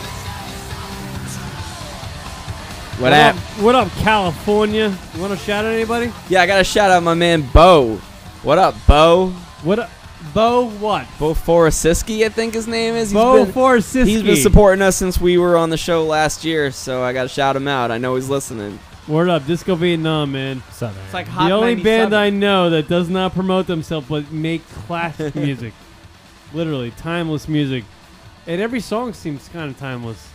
That's the idea. You know what I mean? Other than the Natalie Portman song. I mean, Natalie, 60 years from now, she'll be 60. I mean, I'd like to think it's still a good song. Yeah. It's a great song. Even You if, know, like, it is a even great if song. she's like old and gray, no one gives a fuck. Yeah, right. But, you know, she was the hot chick at the time when they make the song. So, you know. I think But- people are gonna. It's a metaphor. But the rest of your songs are timeless and they're great. Disco Vietnam, I am honored to have you guys in studio. We're honored to be here. Even though you guys are just laying back on your phones half the time. Now we're chilling. We're engaged. Yeah, no, We're you engaged. guys are doing a great job. Andrew Zarian, of course. How you doing? Rocket's not here. He won't be here for 2 weeks, but he's, Andrew Zarian. I'm filling in. I take that as a sign of disrespect. It is. It is a sign of disrespect. Where's Rock? because Rock's not here in the Disco Vietnam. But he's in New guys. York today. I don't know where the fuck Rock is. Rock's home jerking off. Yo, what up, Rock? He's just not wanting to be a part of the scene. By the way, we were talking during a break about Catfish, that documentary. Yeah. The woman, like the woman that was pretending to be the hot chick, did an interview on 2020 apparently. So I guess it is real. Yeah, they would have verified that. No, it is. The documentary Catfish was a guy who apparently fell in love with this fictitious family, and the woman who was communicating with this guy was playing the part of 16 other people, right, on Facebook. Yeah. She played the role of all of her friends and the people. Yeah, That's awesome. amazing. It Well, it's completely. Did you believe it was real when you saw it? No, it is real. It's not. No, it is. No, it cannot be real. They have never denied it. They've not denied that it's not real. Barry and I just hammered the point home during the break that it's not real. No, they claim that it's real. There's no proof that it's not. Barry, what did you say to me? I just don't believe that shit. Yeah, and it's weird. I want it to be real. That the brother who shot the documentary about the guy who was his brother, right? Who shot the brother in his, which is how you like justify why there's all that footage. Right. How do you justify that? Why is there footage of that? Like his first remark on Facebook or post to Facebook or interaction on Facebook with this broad is captured on film. It's completely horseshit. Yeah, it doesn't make any sense. Why is that documented? Why is that on film? It's completely Who knows? Why do things happen? I want it to be real. Damn it. It's real to me. No, I actually, when I first saw Catfish, the documentary, and I watched it in its entirety, I was like, wow, this is freaking awesome. And I tweeted about it. I Facebooked about it. No. Kenny, you're there. I was all about it. I was like, this is the greatest thing ever. And then what happened? But then I Googled it, and I was like, everybody was like, this is fucking fake. Yeah. Why? There's no. Why was there a camera on the guy when he first posted something to the people he's trying to interact with? That's pretty much the mainstay of the documentary. No, Why they is there a said that the brother was like a film guy, and he started recording. He thought it was interesting, apparently.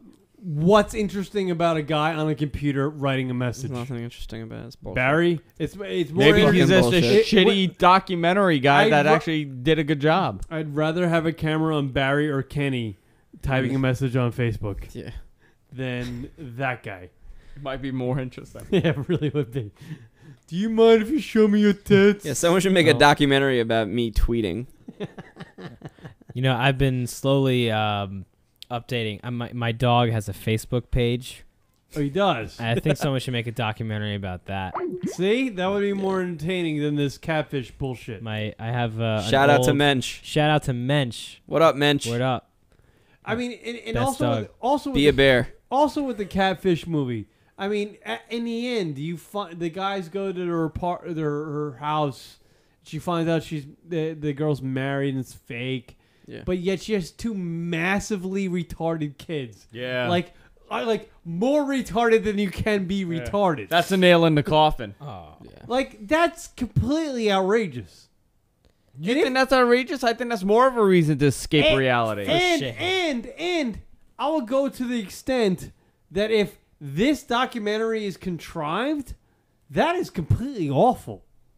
To literally exploit a family with two, like, those kids were they were beyond retarded. No, there's an interview. Let me see if I can pull up the interview. And I don't know. I don't mean to be rude, but those kids were ridiculously retarded.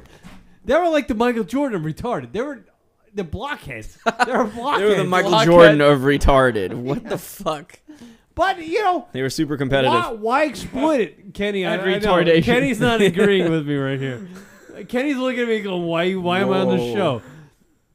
But honestly, have you seen the movie Catfish, Kenny? No, I haven't. I haven't even seen it. All right, watch it, and you'll see how it's contrived. It's a looks documentary. It's supposed to depict the guy's interaction with the I got a broad. clip of the crazy broad that pretended to be the hot chick. You want to hear it? Yeah, go ahead. Why not? Yeah, go ahead. Obviously, you could have cut this off almost at any point.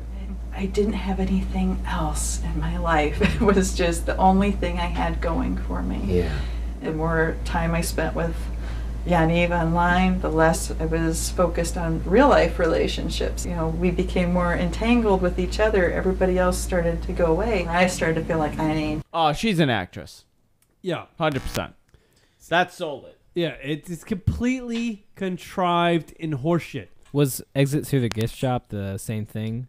Yeah, I think so. I want to believe that's true, but What is I it don't think about? it was. What is it about? It's about street art, like Banksy. So why is it fake? Well, I think it was produced by Because Banksy, right. and it was about this guy that. Well, explain. You guys know more than I do. Explain who Banksy was. He's like a graffiti guy. Well, he's a vandal. He's a vandal. Basically, He's a graffiti artist. but he's a genius. A high level. Right, but he elevates vandalism to art. He's literally made his graffiti into a living, a career, pretty much. Yeah. And then a guy started ripping him off, and then like apparently he's been videotaping his whole saga of, you know, who he hangs out with and what he's doing, and he just happens to always have a camera on him. And Banksy does. How convenient. No, the this other guy guy. that, this that other ends guy. up becoming evil Banksy. Was it Mr. Brain? Mr. Brain. Well, he was the guy Mr. that Brainwash. I think. Brainwash, yeah. He was infatuated with Banksy. He wanted to film him everywhere he went. Want to suck his dick. Yeah, he wanted to suck it hard. And wanna then suck that he, dick. he ripped He him wanted to off be a a part of bit. the community or whatever it was. No, but he had a bunch of money, and he just made a whole bunch of crap and put a whole bunch of money behind it, made a gallery showing and invited all these people. He took Banksy's idea of taking an image and just posting it everywhere. Like just Well, it has to be like somewhat provocative. And Right. He took Banksy's idea, whatever Banksy came up with, and he took that and tried to copy it because he was such a big fan of Banksy, and he did that, and apparently, according to the documentary, he had like a big gallery. He got a following because of that. Because he hit it at the right time, I guess, in pop culture.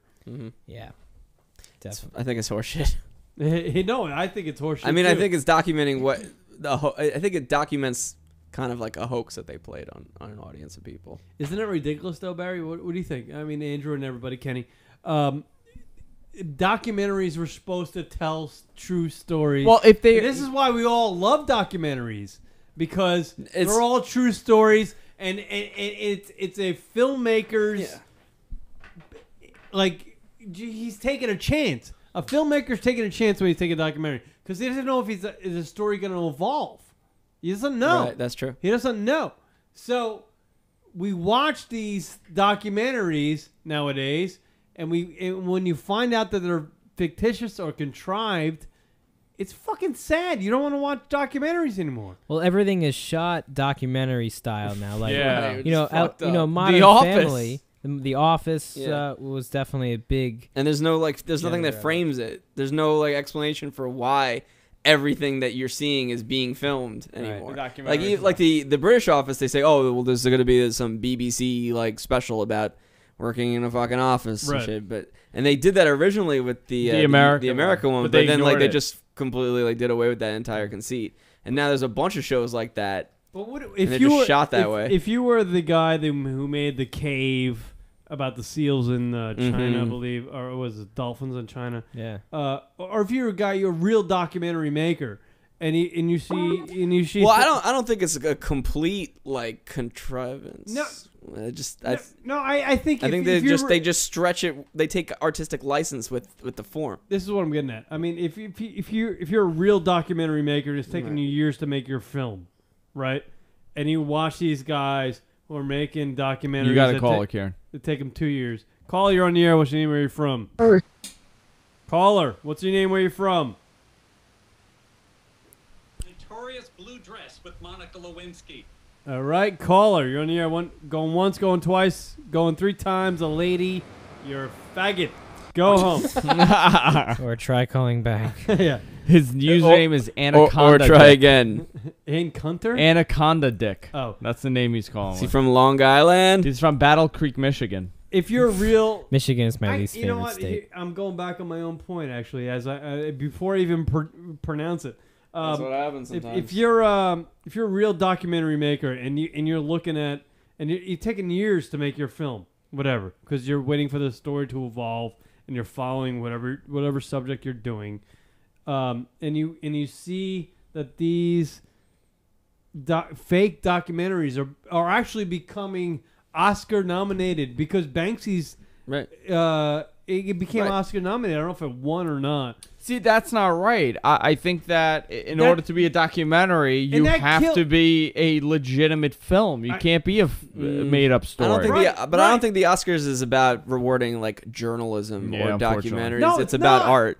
And if at the end of the day, it's about presenting it in a certain you know form. what? When it comes up to documentaries, it's got to be realistic. Yeah, but it also goes by like if a comedy kill- wins in the drama category, you know what I mean? Like that's how I see it. It's not that it shouldn't be allowed. I think that they should have a separate category if that's the case. But that ruins it. Kenny will agree with me. That ruins it. And Kenny's not in the conversation, but I'm trying to include him. This fucking kid. Wouldn't you think if a documentary that was rumored to be fake won the Oscar, wouldn't that kill the whole genre of documentary filmmaking? No. It wouldn't? No, it would just be like whatever. Why? Well, why is it? You think like fucking super bullshit anyway? Shows? Or Barry, would you agree that if a documentary's made, it's turned out to be fake and contrived, wouldn't you just call it a film?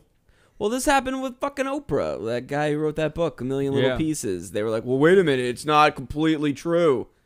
It's a book. It's a fucking book. Well, I'm talking about. No, you're watching. If you want to see reality and you go to a movie theater for that, it's not going to happen. I'm not going to a movie theater to watch documentaries, but I would think my documentaries that I watch would be true because I like documentaries. Yeah, I don't even go see films I don't know. anymore. You just can't put rules on the shit.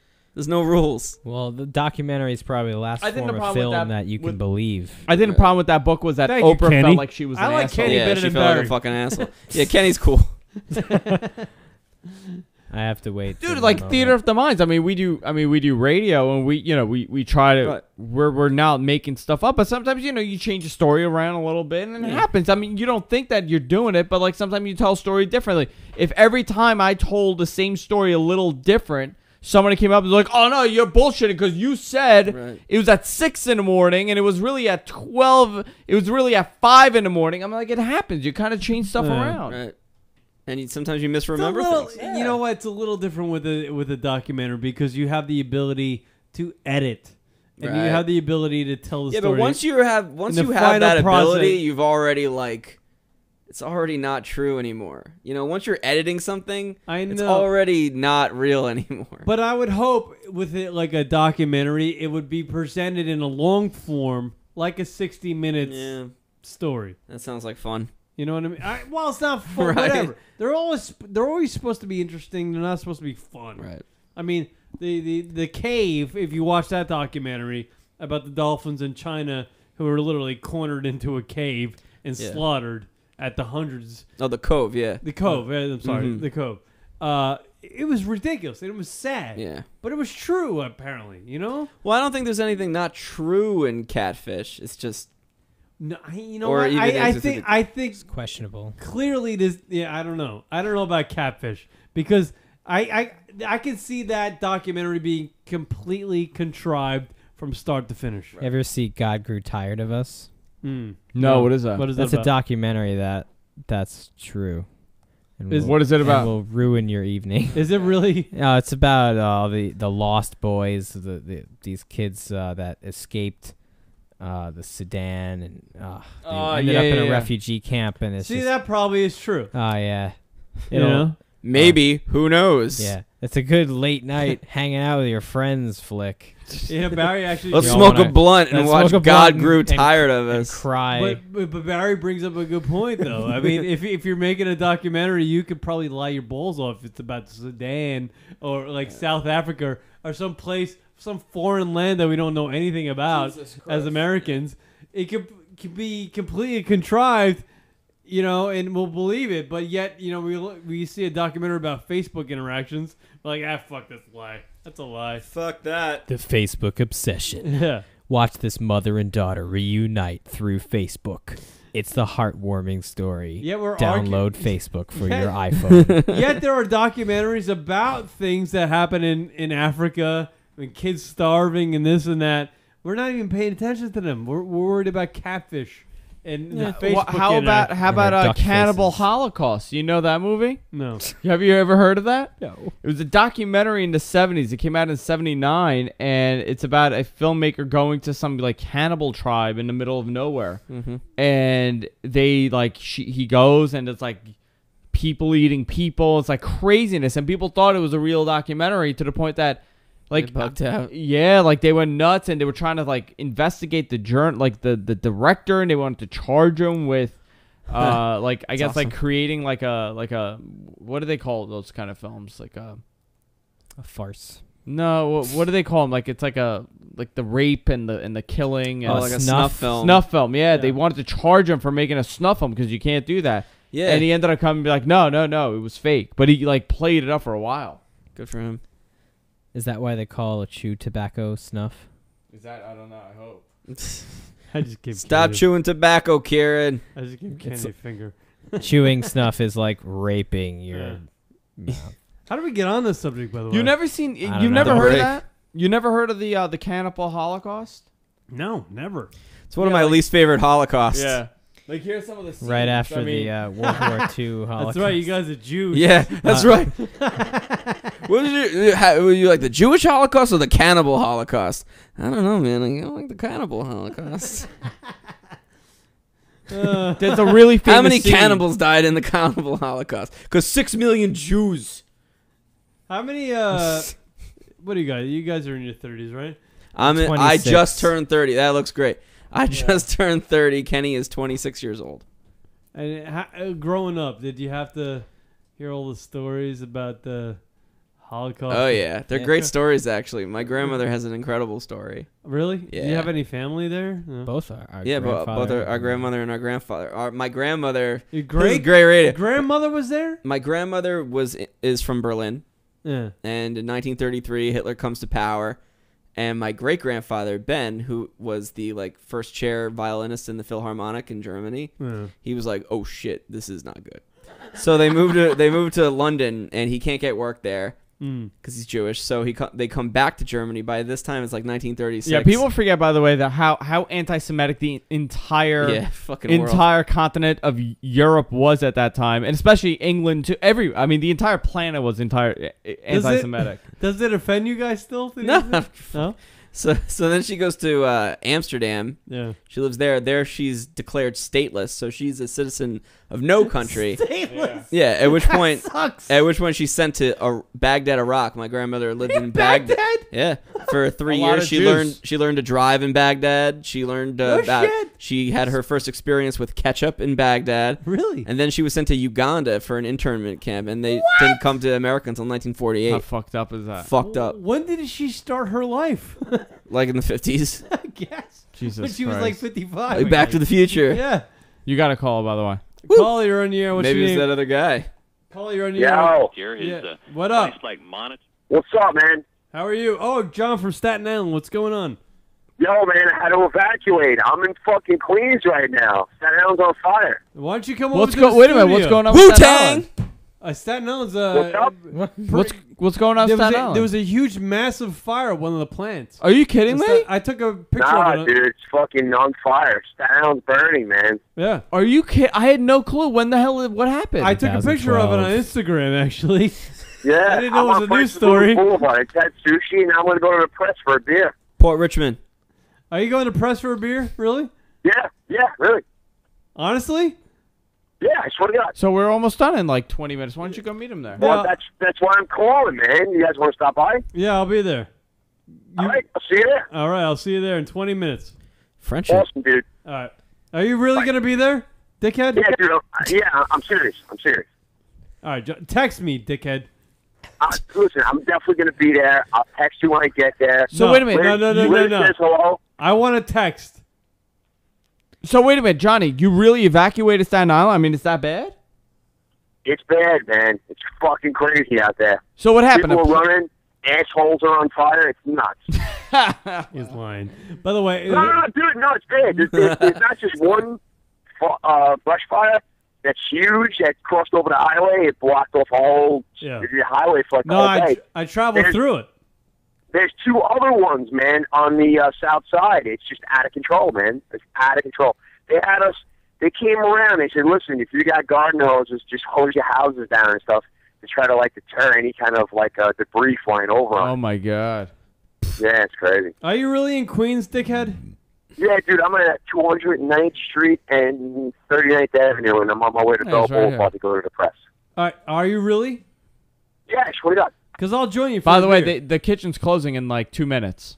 All right. I ate already. I ate already. All I ate at the sushi place over here in Francis Lewis, and I'm going over to press right now for a beer for a stout.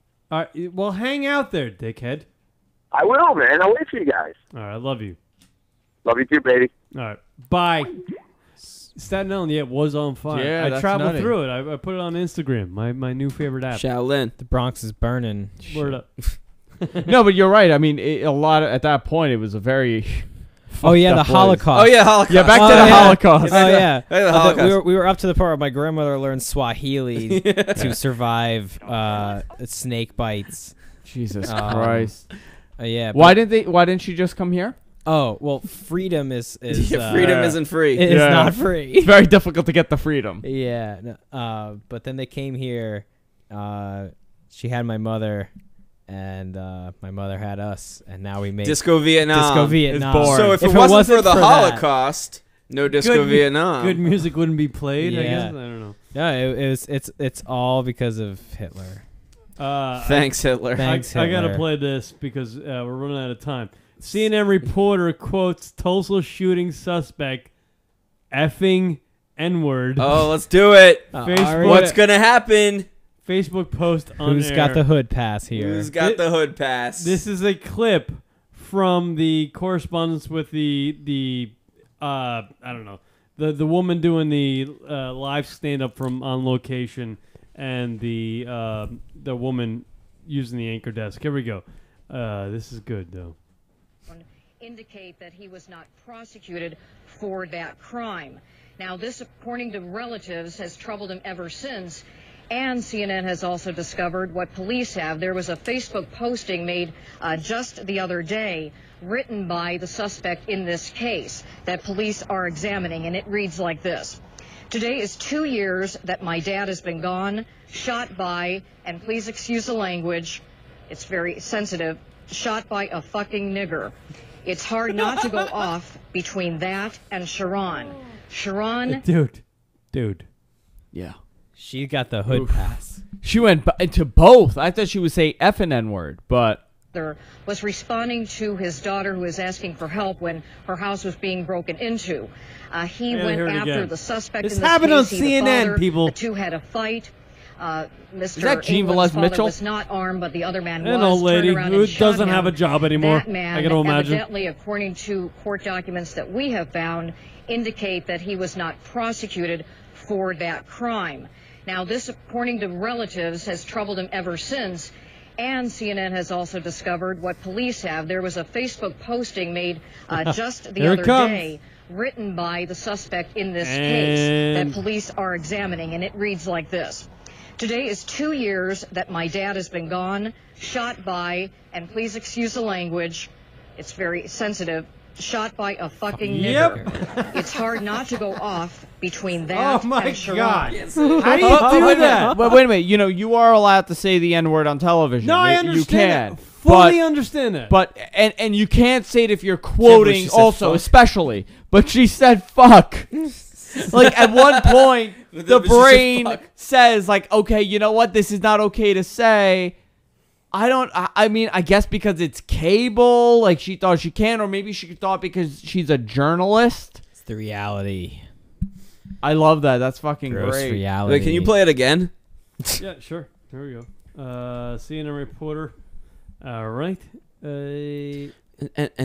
And ready. By the way, hold on. The other, like, I guess the newsroom anchor turned around and said, "Okay, Susan in Tulsa, we apologize to our viewers for such profanity being used. We'll be back with you in a minute." Today is 2 years that my dad has been gone, shot by, and please excuse the language, it's very sensitive, shot by a fucking nigger. It's hard not to go off. And you know what? That R held for like she like put her 3 shoulder into it. milliseconds too long. Like she really enjoyed the R in that. Yeah. Bud. She's like, Take a couple breath. Here's my career, maybe. Fucking nigger. But get ready. I'm about to say fucking nigger on the air. Here we go. Here's the big payoff, people. God. It's not good. Would you do that? I'm trying to see like what she said. Like she hasn't. I guess you know what she's way, saying that she was quoting, of course. You know, part of her here's the job. ridiculous thing. We live in remarkable times. Here's the ridiculous thing. Not only are you quoting from a Facebook page, but you're on CNN and then saying two completely racist terms. You know, like fucking N-word? That's insane.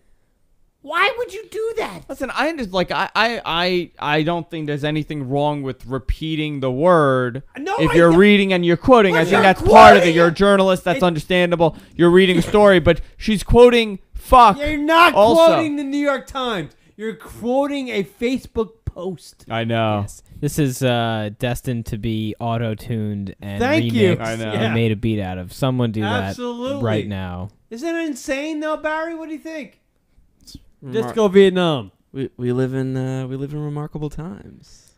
Yeah. I don't think you think she thought what she was saying was wrong when 2012. she said it. Like, do you think she realized like, holy shit, I can't believe I just did that? No, I think she was just like, yo, let's do this. Like, let's do this. I'm a journalist. I'm gonna do this.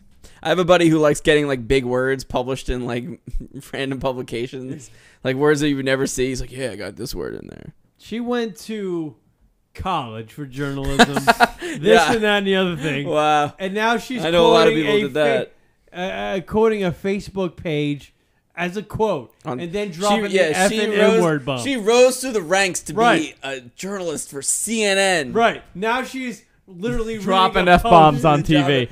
By the way, in the middle of the day, 11:40 in the morning, she's saying. Work. People on the West Coast are waking up just having their coffee, and they're hearing the F and N bomb. Can you imagine? Can you imagine like you just turn it on, and that is the first thing you hear on CNN? It's an idiocracy we live in now. Congratulations to Bubba Washington for winning the Masters. Yeah, let's go, Bubba. Yeah, Bubba golf. Hey, how about that Carmelo Anthony draining it? 43 points. They won 43 one game. If he'd scored 41, we'd be fucked. He scored 43.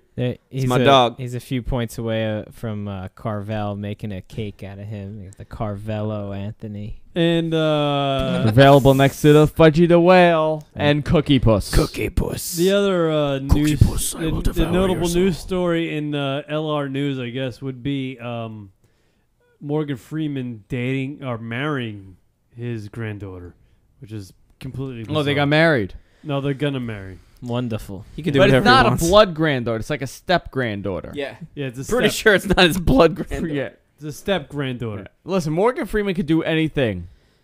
That man is magical. He's a national treasure. He is. Famous quote: "Get busy living or get busy dying." Morgan Freeman. Want him to Morgan Freeman. narrate my he narrates everything, doesn't my he? life. Oh, really?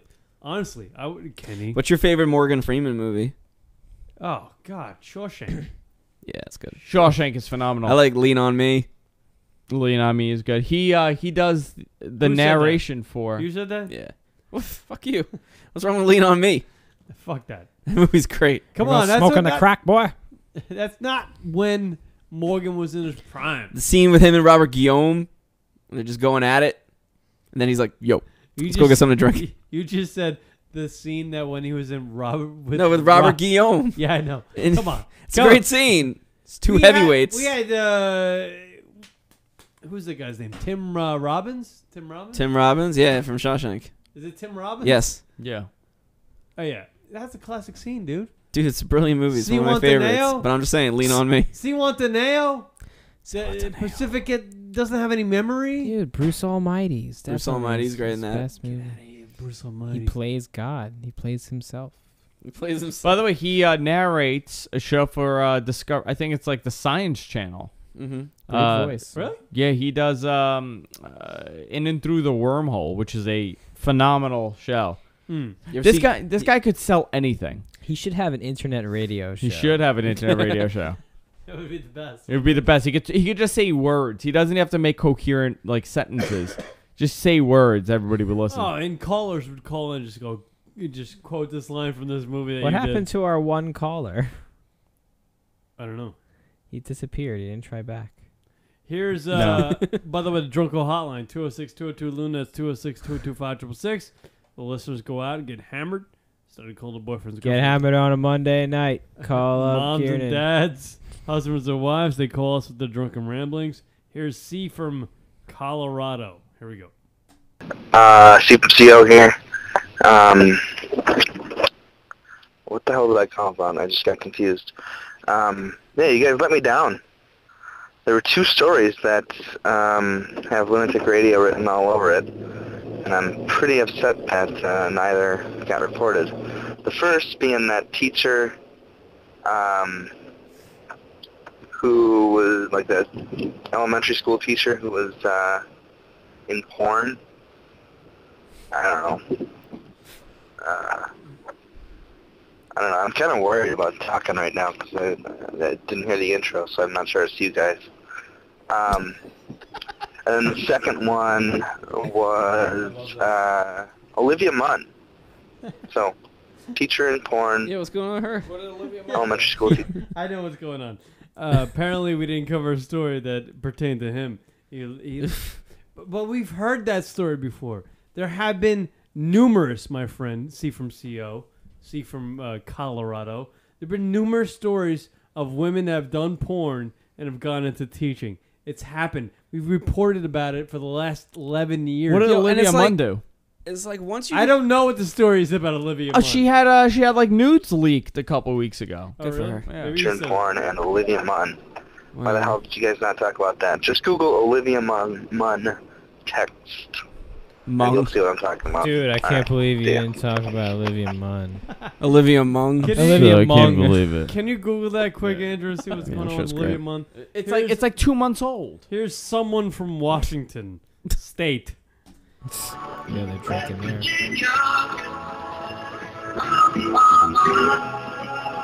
Take me home, country road. The road, take me home to the place I belong. West Virginia, Mount Mama. Is it called the Drunk Guy Hotline? Or the Drunk Girl Hotline? Oh yeah! Come on, Karen, let me feel it!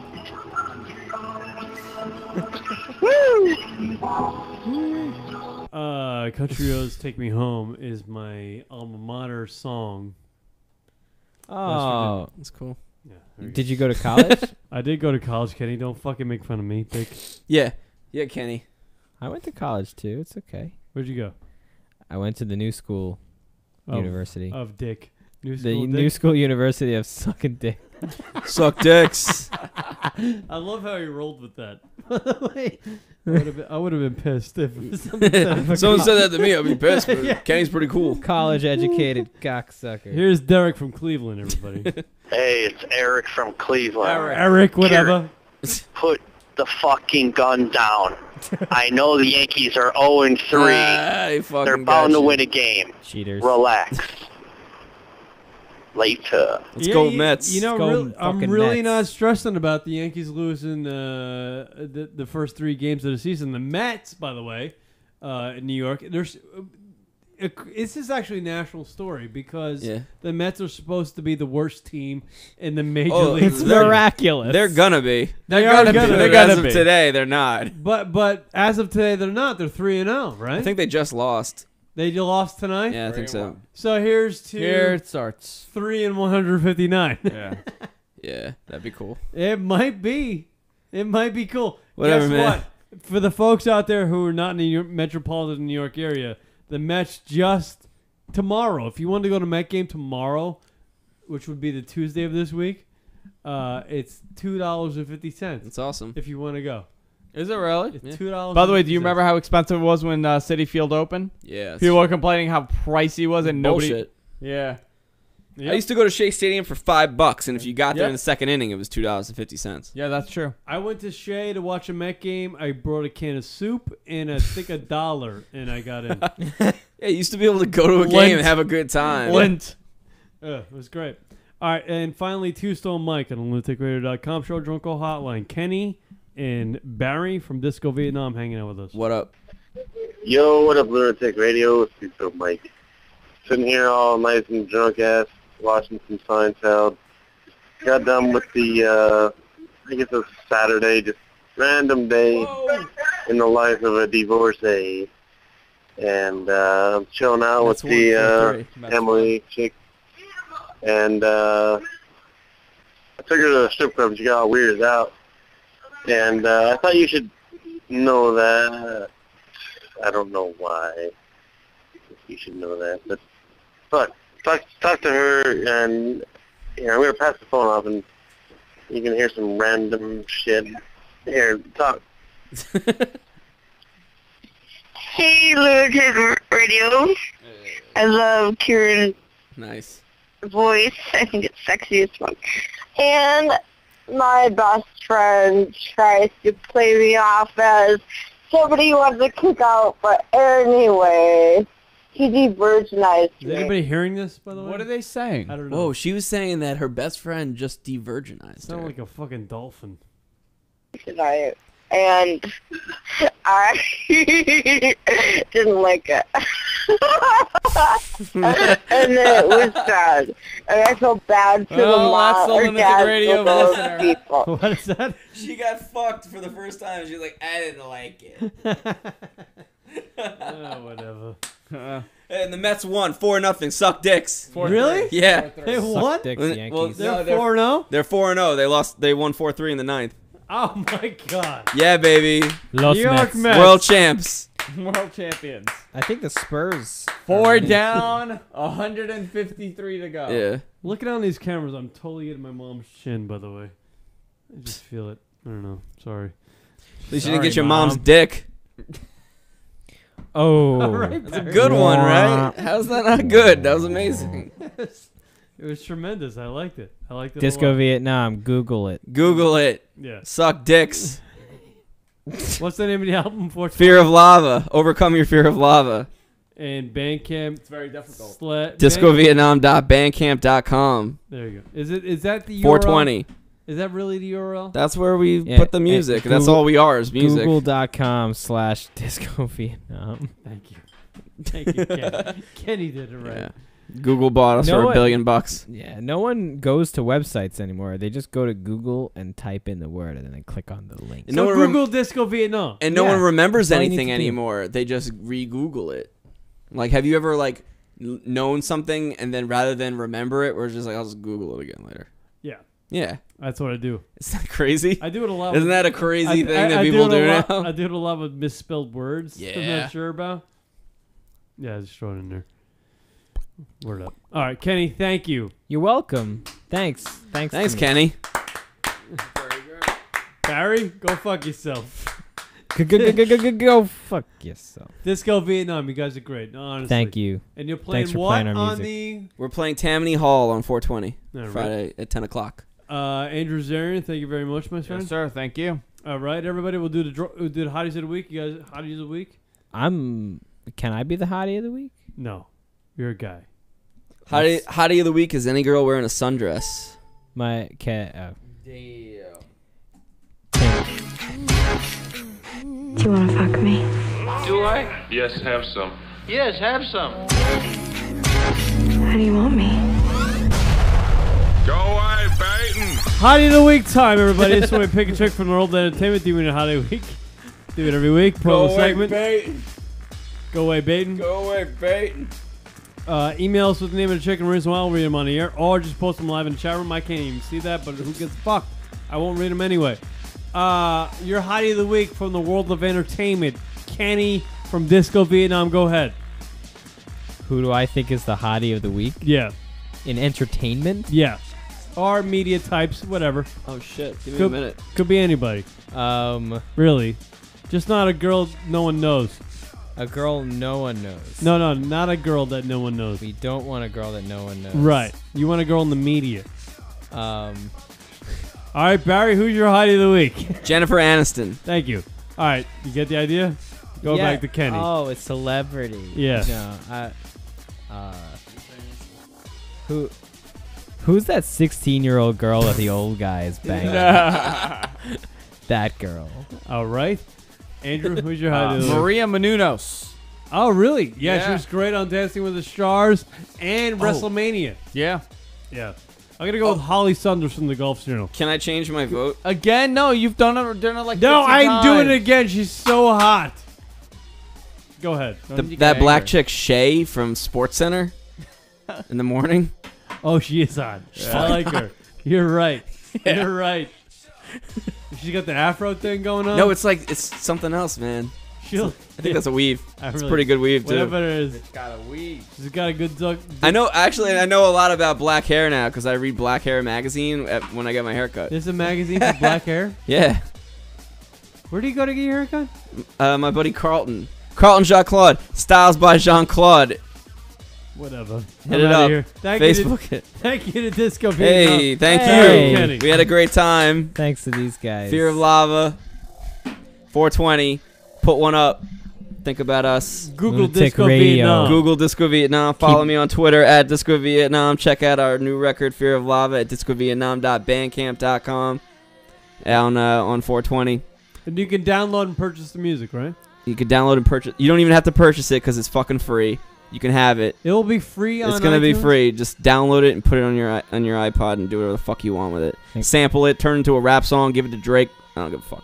And keep listening to Lunatic Radio, all you fucking Really? Yeah. fans. And out also, there. suck dicks. Suck All right. dicks. We'll see you guys Fans. later. Thank you so much. Kenny, All right. Kenny and Barry, thank you so much. Thanks. Andrew, thank you. Thank you. All right.